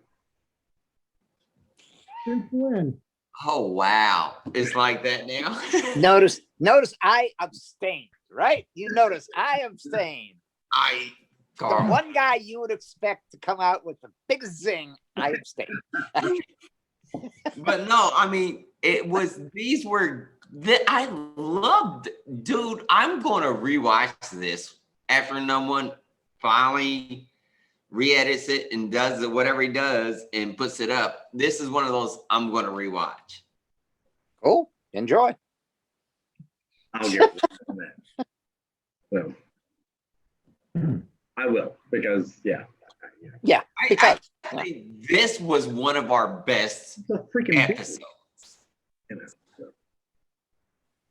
Well, we still got an hour's worth because we didn't start till 9:30. I don't even know what time it is. We're 1 hour. Oh yeah, we've only been at an hour. Okay, so We can cut it short. I got no problem. I need. no. You know, Even know. no, I know. I'm trying to get sleep, and he's up drinking, staying up later. He's like that Dr. Johnny Fever episode where he gets more sober the more alcohol he gets in the Yeah, system. I love that. I love that. Oh, yeah. This is WKRP. I'm just glad my battery didn't die this time. Yeah, really, Phil. This is about as long as you've ever stayed with us, man. Yeah, that's kind of nice. His battery's I mean, his battery's been working out. now here's the thing that, like I said, we got to think about is the people that are watching this. They didn't know these things about us. They don't care. Literally. And why they we're wanted to know is giving beyond a glimpse inside of who we are. They just think you're cute. That's why they watch. Yeah, that's pretty much it. We all think you're cutesy. So yeah. Oh no, wait! I thought you were talking about Carl. Carl is cute Well, I am, but that's good. That's a given. So yeah, I thought they were spreading it around a little more. because they were obviously talking about Carl. Because yeah, Mm, You're talking about Phil, but he's married, he's taken, and all that stuff. So yeah, that's 'Cause true. I look like I've been hit with a frying pan with hot grease. No, actually, you got that whole Tony Stark thing going on there, man. I think that's your next costume. You got to be Iron Man now. Yeah, you just got to be walking up and have the faceplate flip up. Yeah, There we go. yeah, you got You that. know, whole, here's the weird Go- thing going is on. Sabrina loves me with this, and it irritates the hell out of me. The things we do for love. Training for love. I want to shave the hell out of it every day. You're supposed to say yes, because that's even bonus points, you know. So What the heck was that? I think it was, I don't know, but I hope there's Winter not. Soldier, did you piss him off? I don't know. I hope it wasn't a drive-by. So, you know. Well, if it was, No, then but it's really weird because, like I said, Sabrina really loves it, and she was like, "Oh my God, you look amazing like that." I'm like, and Carl, you know me for years. I really just like doing a thin mustache and being done with it. And Major she's man. like, "I love it," and I'm like, "For my baby, for my baby." Mhm. Nice. See, what can I say? When you got it, you got it. Yeah. What was that, Jerry? You used to sing? Oh yeah, when you hot, you hot. Yeah. I can play that on the station if you want. So, you know. Yeah, there you go. I got it on my phone. Yeah, I know that. So yeah. All right. Okay. So number one question, your turn. To ask one or for you to ask me one? I'm thinking since he left the room, he wants you to ask one. Maybe so. I mean, Yeah. I'm hoping it's not, you know, like, you know, when did he know me and him were friends? Like, it's been over 30 years, dude. Don't Yeah, even. it's like, if you got to ask that, then you forget it, Nah, Probably when he brought over the beer that'd do it. first time. That's probably what it was. Yeah, hey, that works for me. Hey, you want a beer? And I brought some Any beer. friend wants to bring over beer from my house, we're friends. There you go. Yeah, you know, very little comes over with a 6-pack and just like, here, you know. Yeah, well, that's me and my buddy Andrew. So yeah. I go over his house. He's I know I can always get offered a beer when I go over. So yeah. And we've been friends for over 30 years. So See, yeah. because I got this thing with Z, because Z always comes over and he always brings the beer. And I have another friend, Rich, and everything, and I always provide the cookies. And he thinks it's the funniest thing. It still is. Whenever I see him or whatnot, I take cookies. And I'd be like, want a cookie? When he used to come visit my house all the time, I always said, you want anything? You said, you want a cookie? You know, it's like, why do you want a cookie? You know? Say what? Drew, don't let him blame me for shit. Yeah. He is Groot.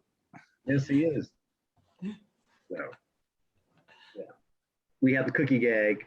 So, you know. Yeah, there's that. Okay, that works. Yeah.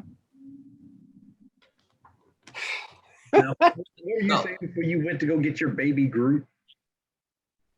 I said it's your turn to question. Yeah, but you didn't tell them what the question about.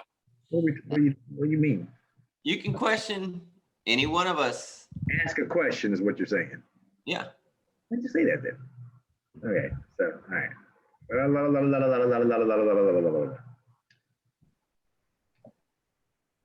Since we're in the multiverse of Z, I read that someplace. Yeah, me too. Didn't believe it then either.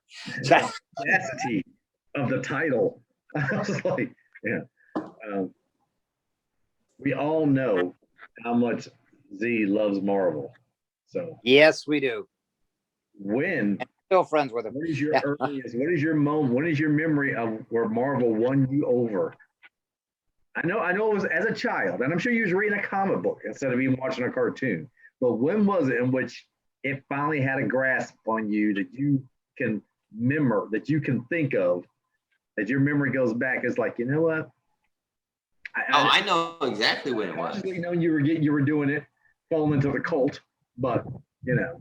No, I know exactly what it was. It was seriously reading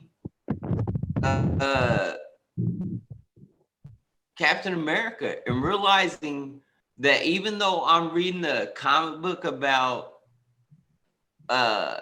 blonde hair, blue eyed, amazing person, he cared about every American, whether they looked like him or not. And that's why Captain America became my favorite hero.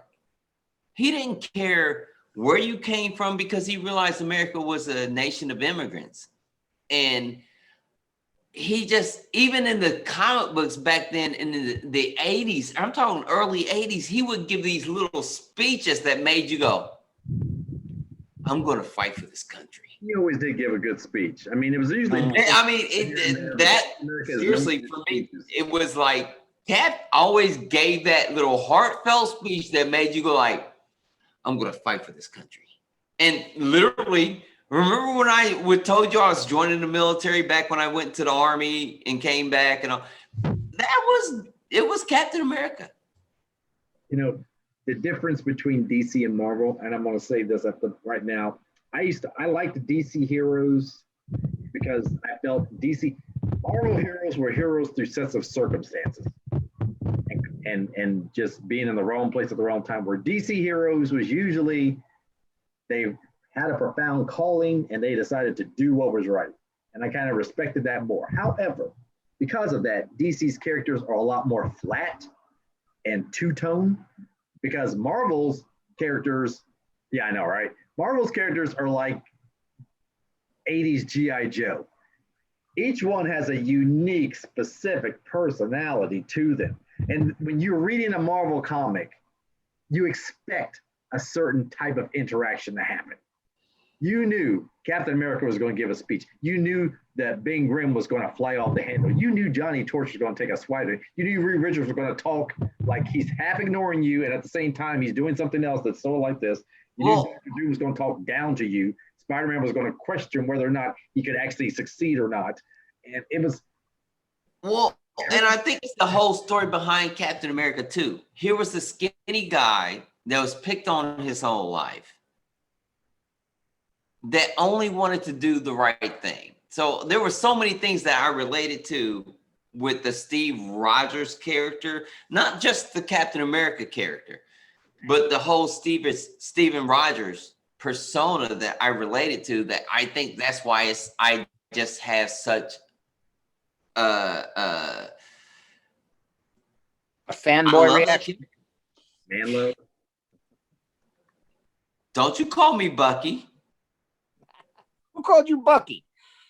Is that what you equate the term man love with, Bucky?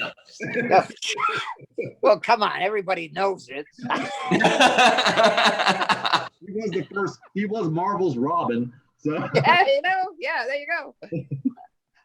The first, I know now we're kind of just floating stuff back and forth now. Floating concepts back and forth. The first time a Captain America storyline actually caught me was one of those, and I think it was a backup story, like a 4-pager in Marvel Fanfare, in which there was no dialogue whatsoever. I can't remember who Captain America was fighting, but remember it was. Do you remember the story, the short one in which the 2 kids at school did not get along, the little nerd kid and the big bully kid? Yeah.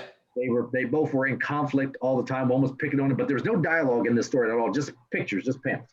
And they were riding on the school bus on the way home. They couldn't stand each other, and Captain America was fighting a villain as their school bus was driving by. They were watching, and the villain did something. Captain America dodged it and jumped and leaped or something, and then he did something else, and he pulled out some cables, applied science with water to shoot with a hydrant or something to electrocute the villain or something like that. And both kids watched Captain America do his thing as they drove by. And then they get off the bus and they look at each other and they both go to their own houses. And then the last 2 panels you see, the bully Buffy kid is reading a science book and the nerdy scrawny kid is doing push-ups. Yeah. And that was the story that's what made me. That's the story. That's Captain America's story I remember the most. I don't know why, because it had no dialogue whatsoever, but he inspired them to like, it's not just one or the other. It's brains and brawn. That's what makes you successful, or makes you a hero, however you want to look at it. I don't know. But, I respected that story for some reason more than any other story I ever saw. Even better than Lex Luthor stealing Twinkies? Well, I saw that story a lot, because those Twinkies were the most sought after item in the entire universe. Exactly. Even though Lex Luthor is rich, he needs to steal Twinkies. We can't resist that golden sponge cake. And don't forget that cream filling. Oh my God, those are the days, I swear. I miss that stupid corny stuff. And the Twinkies only came behind, they were just ahead of the fruit pies. Thank God the store was. Oh God, fruit pies. What was happening? Or just happened to have some on me. Yeah, Okay, so that being that. said, number one, you're still doing questioning, but I think we all remember the days of like the X-ray specs. Send 50 cents to this address, and you'll get X-ray specs. Couldn't see a thing. Or send 25 cents to this address and get sea monkeys. And it was a picture of like the family holding on to each other. Like, and it was like, no. My very first, all right, my mother, I don't know why my mother did. Maybe it's just a kid thing. Maybe it's just a parent thing. I remember I was like 6, 7 years old. And my mother brought home my first comic books one night. She went to work. She came back with 2 comic books for me. And up until then, it had been, kiddie stuff, Daffy Duck, Chip and Dale, stuff like that, whatever. And she brought home Star Wars number 17. Whoa. Yeah, right? Because the movie had just been out, but maybe I was 8 because it had been like a year at least since the movie. Star Wars number 17.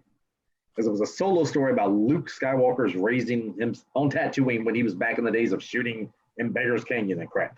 And Avengers number 177, where Michael Korvac killed all the Avengers. The very first issue I've ever seen in Avengers. I've never even had an Avengers comic before in my life, and they all die in the end. And I'm like, what am I reading? I don't understand it, but I had a, believe it or not, I had a speech impediment, had a reading problem also when I was a child. So the comic books helped me develop my speech, helped my learning more. I was trying to research works. I wanted to understand what I was reading. I was going through the dictionary.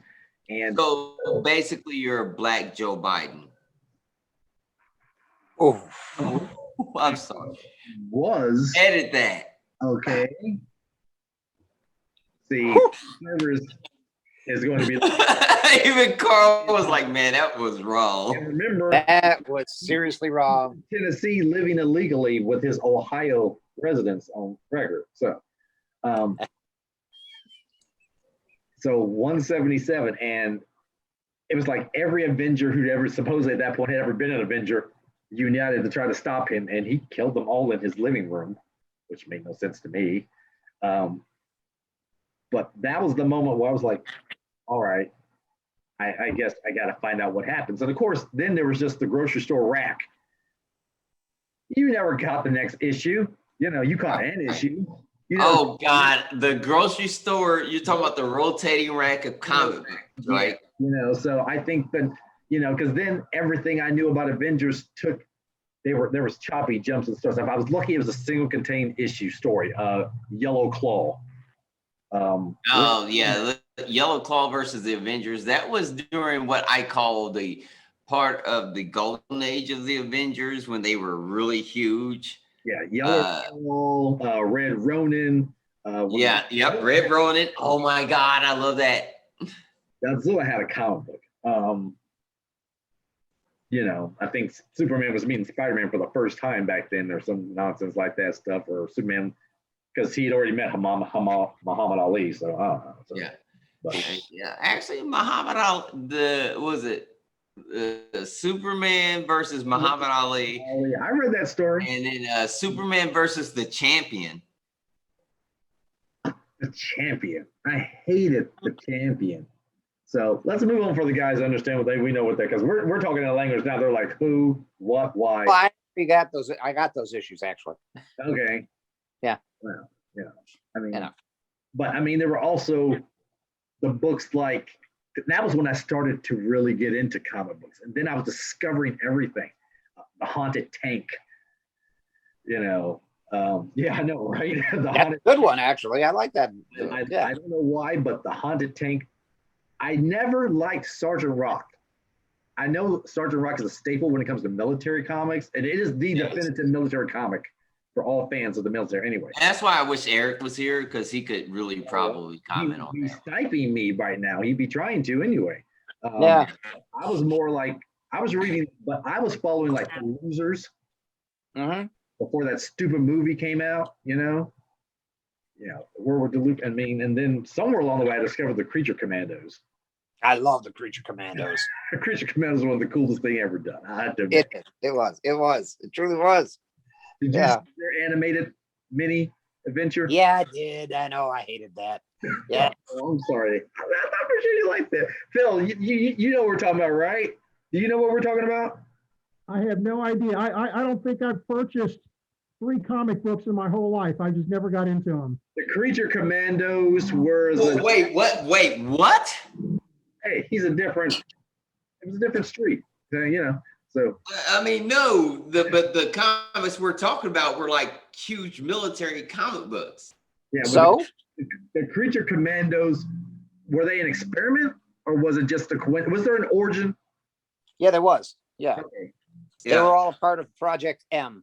Yeah, something like that. They were experiment on to be military super soldiers in a way, and they were basically Dracula, Wolfman, Frankenstein, and Medusa in the military during World War II, and they were like the team they were the X-Men of the military. You sent them in to do the dirty little jobs no one knew existed on paper and stuff like that. So yeah, they were fashioned after classic monsters to demoralize the enemy, because if you see Dracula and Frankenstein coming at you, chances are you're not going to shoot them, you're just going to run.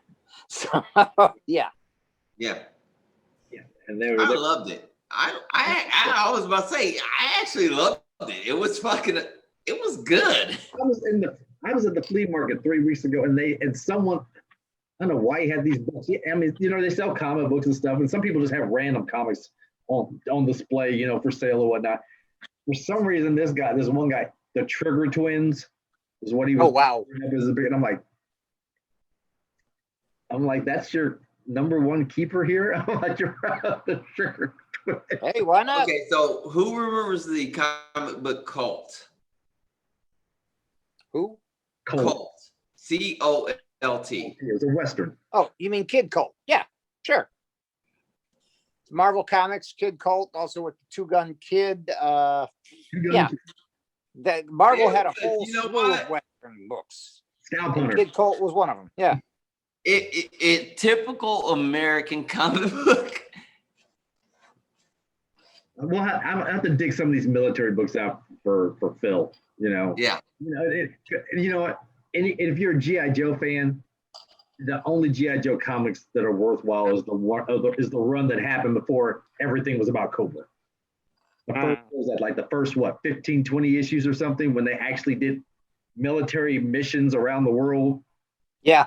Iraq and Lebanon, stuff like that. Yeah, I was like, that was what I was like. I was loving the comic. I was like, I didn't know why the cartoon was just doing. Why every episode was Cobra, and then finally they just said, that just became the opening. Okay, we're gonna fight Cobra. Sometimes, pretty much. Sometimes Destro and Destro.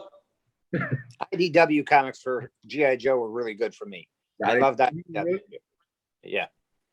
I know their storyline was great. Are impressive. What's that? The art on their Transformers is impressive. Oh yeah, and the art on the GI Joes were too, as far as I was concerned. I mean, they did a whole 4-issue bit on the Dreadnoks and all that. It was really cool.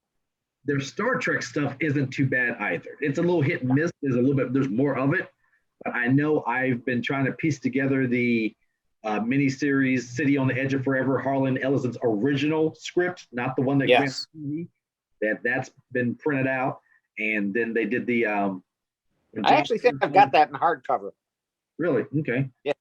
When John Byrne finally got tired of drawing his ass off or trying to, because his art was, he was getting older, he was getting a little sloppy, and they started using the live pictures series to make a comic book and everything. I was like, that was kind of really cool, and it made it more fun. Yeah, I remember that era. That was actually really cool. That made that fun to read because it was actual scenes from the TV series, and they just changed the backgrounds and made word bubbles for what they were doing.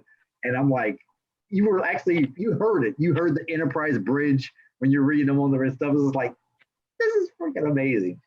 So. All right, guys, I as much as I love this, and I'm sure everybody watching is loving it too. We're leaving out Phil because he has no idea what we're talking about. I'm trying to think of the route. Fill in. Besides, I am so sorry. I just thought this would be such a great topic it is a great topic. Origins. Well, you know what? I do have one for you, Phil. All right. Remember when we talked about the toy lines that, what was it? Was the toys we wanted to see come back or our favorite toys growing up, wasn't it? Yes. Yep. I think it was a combination of the two. We were talking about cartoons we wanted to come back, and we were talking about toys we loved growing up with, though. There was one set I totally thought about, and every time we do a podcast, I think of something after the show's over. Yeah, right. So, toy line and comic book and cartoon. Well, it wasn't cartoon. I was hoping it was going to be Power Lords. Oh. It's like, I can't say I'm on board with that one. Hey, I didn't say it was great, but it was one of those. I was going to say, I can't say I'm on board with that one. The toy where you just pressed him and his whole body flipped and all like that was kind of stupid. It was kind of half and half, but Yeah. I mean, there was no Rom Space Knight toy. So. Well, there's that. Nothing could ever compare to Rom Space Knight. That should be reissued. Only if they articulate him better. So. Actually, I had a question for Carl. Uh-oh. Okay. Well, what is it or what was it about toys that prompted you to start collecting them and then work it into making it a business?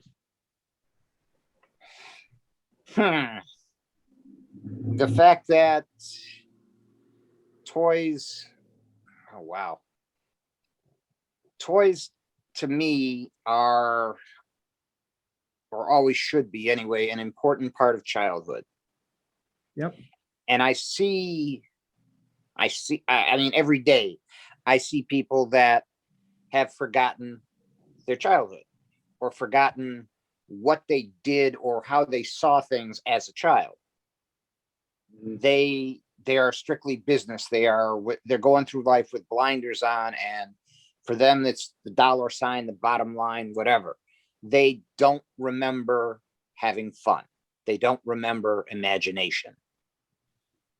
And that to me is sad. Toys bring that back. I mean, I remember when I was a child, I would spend hours just playing. Nobody else around, just me, but my toys were there. I had adventures with them. I had fantastic times. Everything, was great. But I get people that I see that, like I know guys, he's actually, well, I won't say who he is, but he has absolutely no imagination whatsoever now. He can't see a fantasy movie because it doesn't make sense to him. He has just lost all sense of imagination and a creativity. And when I got into it, it was like, okay, I started collecting toys, or I started just, getting back into collecting toys because I remembered those days when I was a kid. And those are some of the happiest times I could remember. And a lot of times I got into the whole selling and everything else because there was a lot of people out there that still thought that way, but they didn't know how to do anything about it. I'll give a great example. As a matter of fact, Phil, you brought something up that really triggered a memory for me. I was working at a toy store, and this guy collected Major Matt Mason. And I always thought it was cool that Mattel came out with a space toy the year before we actually landed on the moon. Yep. And the Major Matt Mason stuff was really imaginative, and it was really great play value, and it allowed the child's imagination to just run away in space. But this guy comes in, and he had a house fire, and all his Matt Mason stuff burned up. Oh man. Yeah. So he had a policy. He had a collector's policy that said they would replace it for him. But the catch was, and I love this, he had to go out and buy another one, provide them the receipt, and then they'd reimburse him. Now, Matt Mason stuff is not common, and he collected mint in box. Oh, wow. Yeah. So it's really, I mean, for him, it was practically the search for the Holy Grail. Right. We actually got a collection in, and he literally begged us to put the entire collection aside. He came in like clockwork every month, paid off one. We gave him one box, comes back the next time, pays off another one. We kept giving him the box, the toy, the receipt, the whole bit. He went in, he basically got all of his money back from his insurance policy finally. But the fact that we gave him back a portion of his childhood that he thought was gone forever, that does a lot for you. I had another guy that walked in, and to him, Johnny West was the best toy ever. And again, house fire. Johnny West is a puddle of plastic. And he walked in, and he saw the display that I just put together. I had all the major characters on all the horses. I had all the accessories, and he never thought he'd see that again. He walked out holding Johnny like it was porcelain china instead of PVC plastic. All right. So that to me, that got me going. And that to me, toys are a connection to your past. Toys are a connection to your childhood, a much simpler time. And when I hold a toy, when I see a toy, or it brings back those memories. And I'm hoping that it does for other people as well. Do you ever find time to actually play with toys anymore? Oh, yes. I make the time. Okay, I am not you ashamed to don't admit it. really want to get visuals of Watch Carl it. playing with his toys. You know what? I supported you. I'm just, I had to do that. That was just too open. Unlike Z and number one, none of my toys are inflatable. So, oh, wow. You want to go there? Let's go there. The helmet is so big. More. But yeah, I mean, so yeah, that's it, Phil. I mean, I'm sure you play with them too. Come on, there's no sense in having them if you don't play with them. Well, right. I live in a little small whatever, and I got my drones is bouncing all around. Exactly, right? And if I get that big track, I get big track back. Yeah, I may do that though. But yeah, you're gonna be all about it, huh? The definitive toy of my childhood is still that $60 million man with the bionic eye in the head. Oh heck, I wish I'd have known. I sold those things by the dozen. That is my number one toy of all time. Oh, there was, and see, that's just it. Now, did you have the $6 million man that did the that lifted the engine block? Yeah. Okay, cool. Yeah. Because there was another one that bent a steel girder. I didn't have that one. Yeah, and they also I found they also came out with replacement arms and legs that you could pop off and pop on. So they had special mission arms and special mission legs for them. I forgot about that. Yeah. Yeah, so I mean, there was a bunch of stuff out there. I was amazed that it sold as well as it did. I need that. Yeah. And the board game. And the board game, of course. You got to have the board game. The coolest board game cover ever. Well, it is weird. Yes, I am, but thank you. No, not. I mean, I think the people that suffer, I don't want to say suffer, but Go ahead. They're suffering. Yeah. yeah, okay.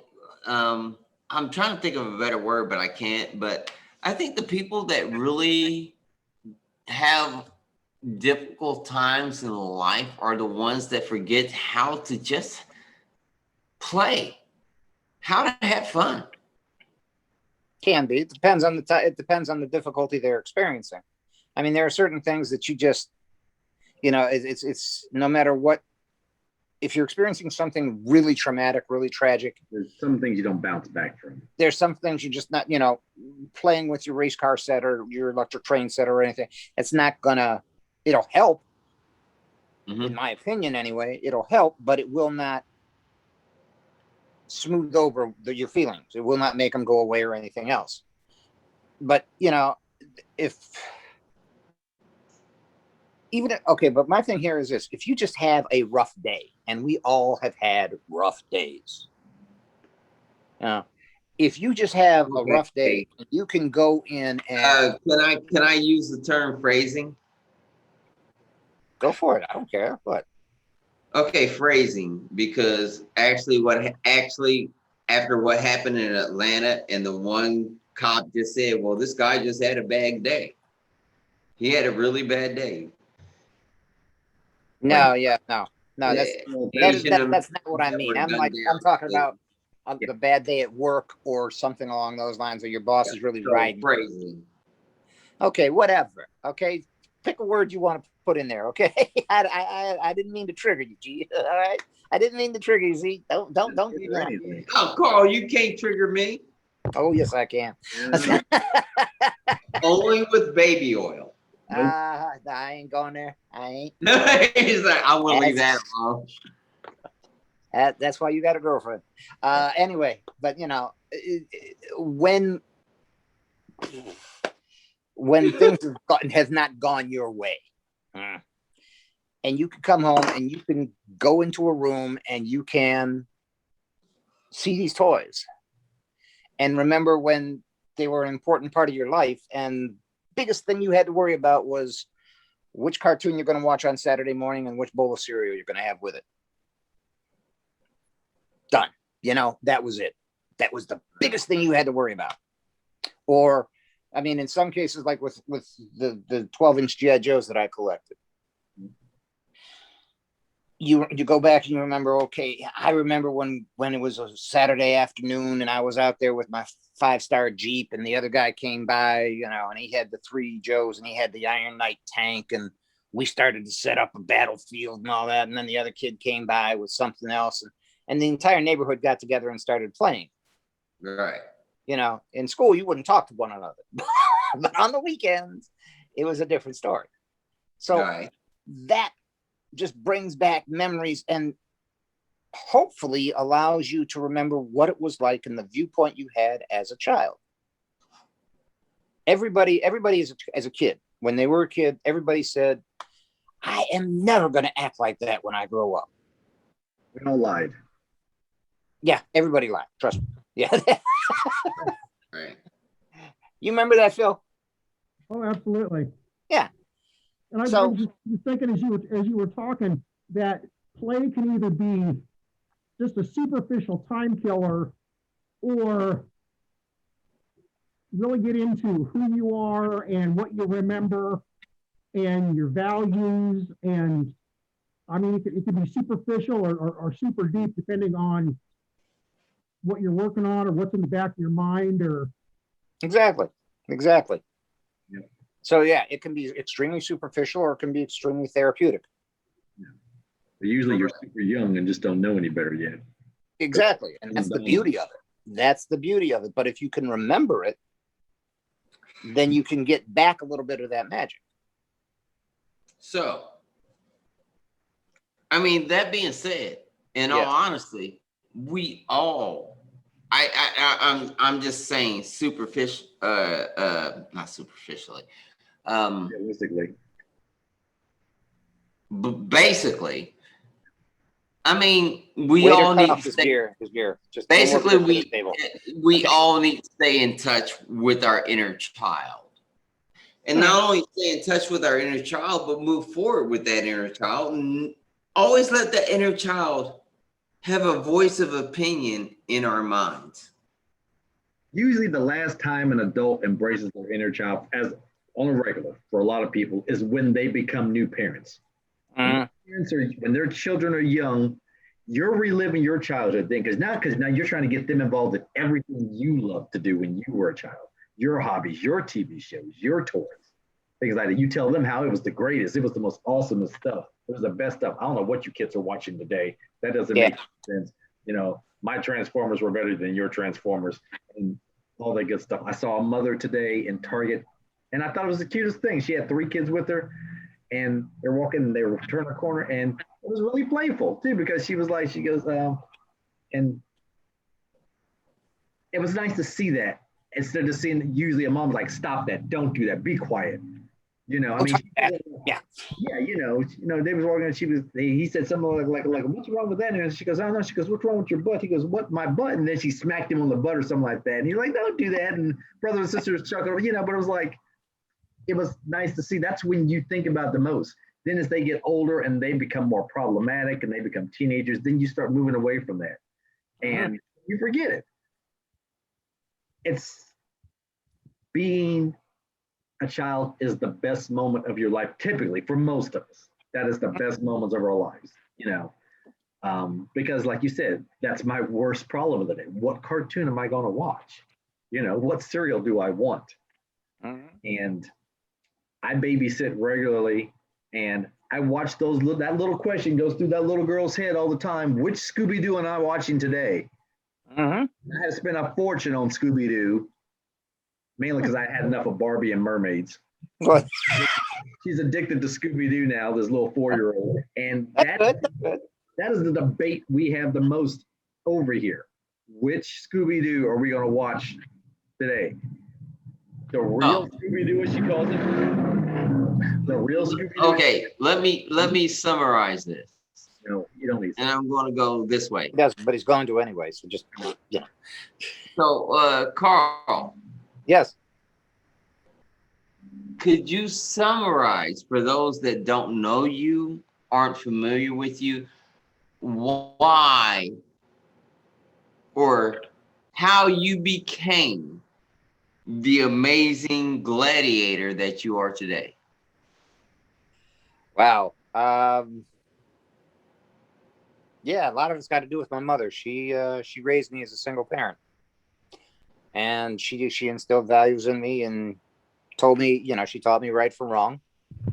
She taught me what to do or why I should do it, why I shouldn't do it. And yeah, it's because of her. That's it. It's because of her. So I give her all the credit for that stuff, Anything that I do that's good in my life is probably because of what she taught me.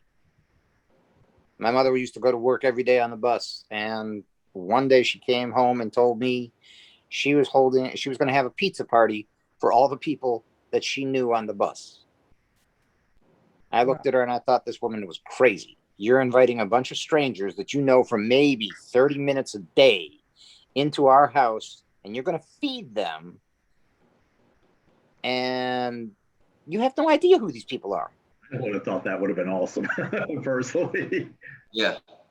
And to tell the truth, it was. To tell the truth, it really was. But I at some point I got to be a skeptical kid, and I'm like, what the heck are you thinking? She did it. It turned out great. Taught me another lesson. I don't know everything there is to know about people. So yeah, I mean, it's because of her. That and the fact that, you know, it's just in my genes. I'm naturally awesome. So but no. Mr. Phil, same question. Oh wow.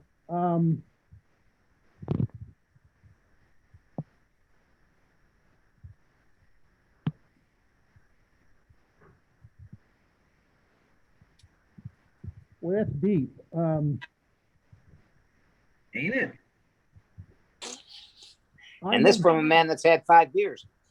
That's why. I have had a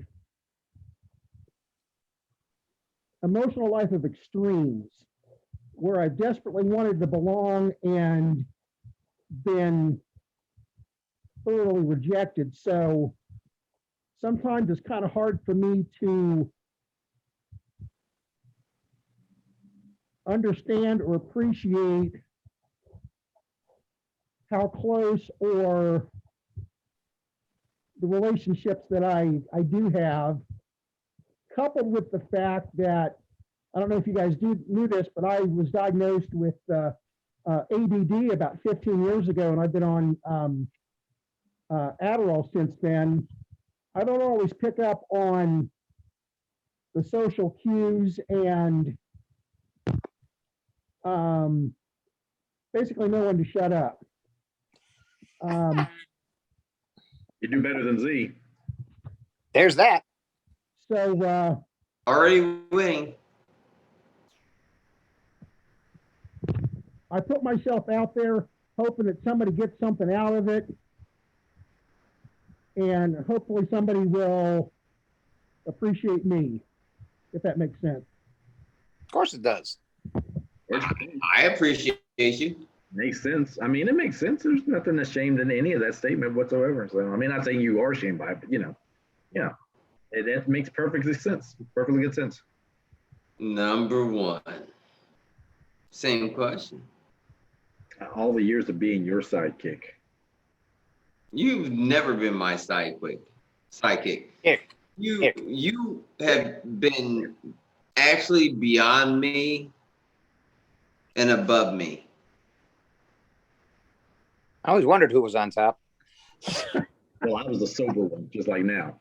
So yeah, there's that too. I'm just being honest.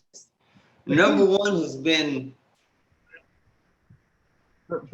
my best friend and someone who I actually aspire to be more like. See, and that's unique to say, to hear that. And it's nice to hear that. And thank you, because I used to, obviously, when we were back in the younger stages of our friendship, I always aspired to be more like you, because you were the outgoing one like crazy. You were the one that knew this person, knew that person. And if not, you made friends everywhere we went. Everywhere we went, he made a friend, or maybe 3 friends sometimes, you know, in like 10 minutes. I was always meeting people. And he's the reason I experienced the things I did and did it. Because otherwise, like I said, I'd have never gone to a convention. Probably. I'd have probably not. I don't know who's watching this. I don't care who's watching this. But at the same point, I'm going to say words like, I could have been henpecked for the rest of my life, you know, if I'd just settled in for not trying to be more. And I was one of those people in which my father wasn't around, and my male guidance was television. We watched a lot of television. And my great grandmother had a huge impact on, you know, how I controlled myself or what I did, because we'd separate. My brother would go off with my mother. I would stay with my grandmother at the time. And so I, like a lot of kids, wanted to see action, but a lot of the heroes I watched, especially when I became a teenager, that's when things clicked. My brother was starting to become problematic. And because he was problematic, I didn't want to be like him. You know, he was starting to get in trouble. It was always this, it was always, and then it got worse. Then it became running away, and it became police, and then it became shoplifting, you know, little things, you know. So, but either way, you know, and I was watching TV shows like Spencer for Hire, and he's quoting this and talking this way and things like that, and then the morals of the stories and things. And I'm like, and it's a little above a teenager, but when you got nothing else to follow, you're following closer than you think. Because then I started reading the novels, and then I was watching shows like The Equalizer, and there was plenty of stuff like The A-Team where there's no brains involved. Being a dude, just be a guy, just do this and that. But that was when I wanted to turn my brain off. But the stuff that was sinking in is the stuff that's in my collection right now. So, and then I had vowed to myself that I was going to be a different person from the standpoint. I'm not going to say I'm never going to be like my father. Routine, all said that. But when all my friends in school were having a ton of fun and getting in trouble, having a ton of fun, things like that, I was sitting back watching the clock ticking over to 18, waiting for it. And I said, well, when we're 18, I said, we can get away with anything we want. I said, especially when 21, I said, why would I want to risk that for one night of being silly? I'm like, I can do whatever I want once I hit that number. And I knew that. And I think that's why I've always been a late bloomer. I'm still stepping into those roles. I'm still doing that a little bit more and upgrading my shenanigans to some degree. Now, I'm not going to be dealing meth or anything or get caught, or. You can deal meth, just don't get caught. That's the big thing. Well, Walter White taught me a lot too, but that's not true. That's what I'm saying. See, that's another thing like that. I find shows like that insulting. I did not watch Breaking Bad. Now, Marcia would ask me, hey, you got to see this scene, things like that. And I'm like, okay, but I didn't find it interesting. That turned me off. I'm like, why would I want to watch a show in which I'm rooting for someone who I morally would not want to be friends with? Yeah. Be cool with, or be down with, or, be like, I know that guy, or you got to meet this guy. No. And so Sons of Anarchy, it wasn't catching my attention. Breaking Bad, I wanted nothing to do with. I'm like, that's not the kind. There's a meme that's out there that says, be the person you would like to meet tomorrow, more or less, life that you want to be by being the kind of person you say you want to meet. So I'm not always good at it. I falter like everyone else. And speak for yourself. Yeah, well, you're ahead of the curve on stuff, so. Z's the baby, technically, so we're the oldest. The three of us are the oldest. So, and if Eric was here, you'd still be the baby. So, because I'm older than Z by 1 month. And okay, there you go. 1 month, and 6 days. So it's just like, I don't know. I'm like most people. I think I kind of guessed my way into it, but much like Phil, my wanting to belong and the holding myself back. I think the holding myself back is what actually did right by me. Why, like I said, most of my friends were doing things that we knew we shouldn't have been doing. I was too scared to disappoint. I didn't want to disappoint somebody. I didn't want someone mad at me. I was the nice guy. Now I'm the guy, I'm like, it doesn't matter if you like me or not, but. So. And you know what? Do you mind if I piggyback off of that, number one? It's your turn now anyway, so I kind of expect you to, tell us about. No, well, I just want to piggyback off. No, we're not talking about me. We're talking about you guys. You guys are the focus of this whole scenario. It was like when I first got you to go out and just dance. Just to go out to the club and dance. Don't talk about that. It was literally like Morpheus meeting Neo and going, do you want the red pill or the blue pill? And you finally took the red pill. And I remember when the first night we went out and you were like, oh, you hadn't been to a club at that point in your life. And you were like, how was I missing this? Mm-hmm. And I was like, okay, and then it became an every Friday and Saturday night thing. We were going out to the club and having fun. And for me, like I said, I always respected you and thought you were the man. I was like, if I'm going to aspire to be like anybody, it's this guy. The guy you always had in trouble bringing me home at 4 a.m. with my wife standing on the porch waiting for me. Yeah, and then I drive off very quickly. Yeah, but anyway. Yeah, that's the one. Yeah, and damage control was mine, so yeah. There were a few of those, we never talk about, we're not going to talk about it now. We're going to touch it. We're never, ever, ever, ever going to speak of it. Vault. My 21st birthday. Vault. Vault. Vaulted forever. So anyway. Can't say as I blame you there. Yeah. Yeah. That one will never ever be spoken of. The wife sitting there waiting for you like a honest here. serial killer I in think a bad movie. Hearing these stories from you guys is one of the most amazing things ever. You haven't lived long enough yet. That's all. Just wait till tomorrow. I'm serious. I think this is probably one of our best. Well, I will echo something that these two wonderful gentlemen were saying also. Tomorrow's Saturday. And I don't know. I don't say that. Okay.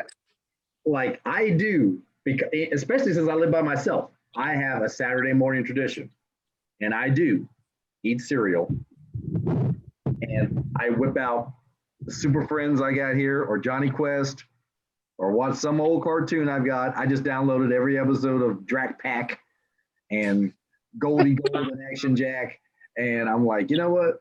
That's what I usually run the gamut. What am I going to watch for a little bit and just let Saturday mornings play for about 3 hours and then, finally get disgusted and go do something. So nice.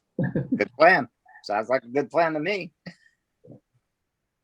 If you ever want, I've got the entire season. I've got all the seasons of Wacky Races, Super Friends, that kind of stuff. Yeah. So, Races, that's Z stuff though. Super Friends, I've almost got all of it. I still need to get the very first couple. I worked my way backwards. I started with Galactic Guardians, worked my way down to World's Greatest Super, all that stuff. So I got you. Okay. Yeah. Well, I'd like to say, I honestly think this is going to be one of my most favorite episodes ever that I probably can rewatch and re-listen to over and over and over again. So that being said, ladies and gentlemen, you have been watching from springing this one to Z and the Friday Night Fanboys. And I'm sorry, Phil. Bill? Yo, Phil. Oh, I just want to say thank you for springing this on us. Okay. Oh, wow. No, thank you. Thank you. I thought you guys would hate me for bringing this conversation up. Honestly, I was like, last minute, you guys didn't know where you were getting into. And then I literally just put Carl and you, Phil, on the spot. And you guys, number one, had a little bit more time to go, okay, I see where he's going. But I did the same thing. As soon as you said it, I said, I knew exactly what it was. And I knew it was. It was still, like I said, it's always been Phil's moment. That's always been the one that caught me off guard. I was like, I knew I was sucked in by then. So I think this was an amazing, like I said, it's something I know once you get it published or, reformatted, I can listen to this over and over. See, and I expected this to be, we were going to talk about the special effects of every superhero movie or something that, I don't know. Because the people want to know about. Do they? This guy. They really, this Carl guy, like Carl. I can't get enough. Can't get enough. Most women tell me that anyway, but they were like, Phil. They'd be like, Phil, where's Phil? And I'm like, Phil's coming. But this was an amazing journey and actually enlightening. I learned stuff. Wow. Well, congratulations. Yeah.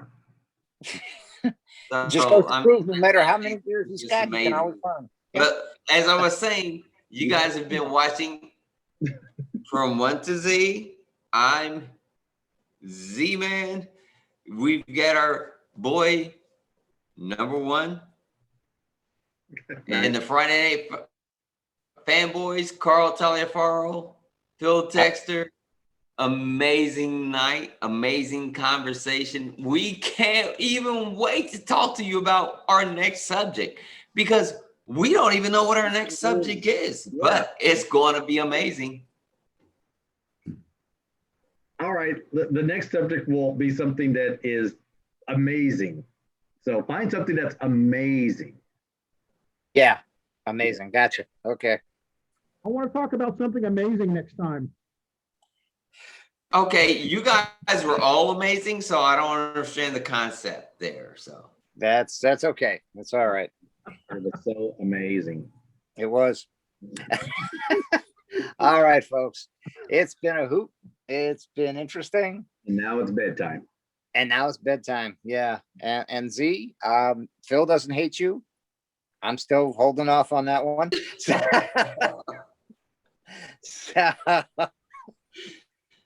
But I'll tell you what, I did learn a lot about number 1, and I'm very grateful for that.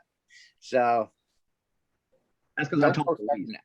What's that? Phil probably talks the least, to be truly honest. Well, this is true too. This is true. Phil's always been quiet, So we didn't even get a chance to even say hi to Ann. We saw her walk by once. So Yeah, well, good night, all. Have a good evening. Don't do drugs. Be safe. Wear your mask. All that other stuff. Bye. Bye. bye, girl. Good night. Good night, everybody. This was an amazing. I loved it. I gathering that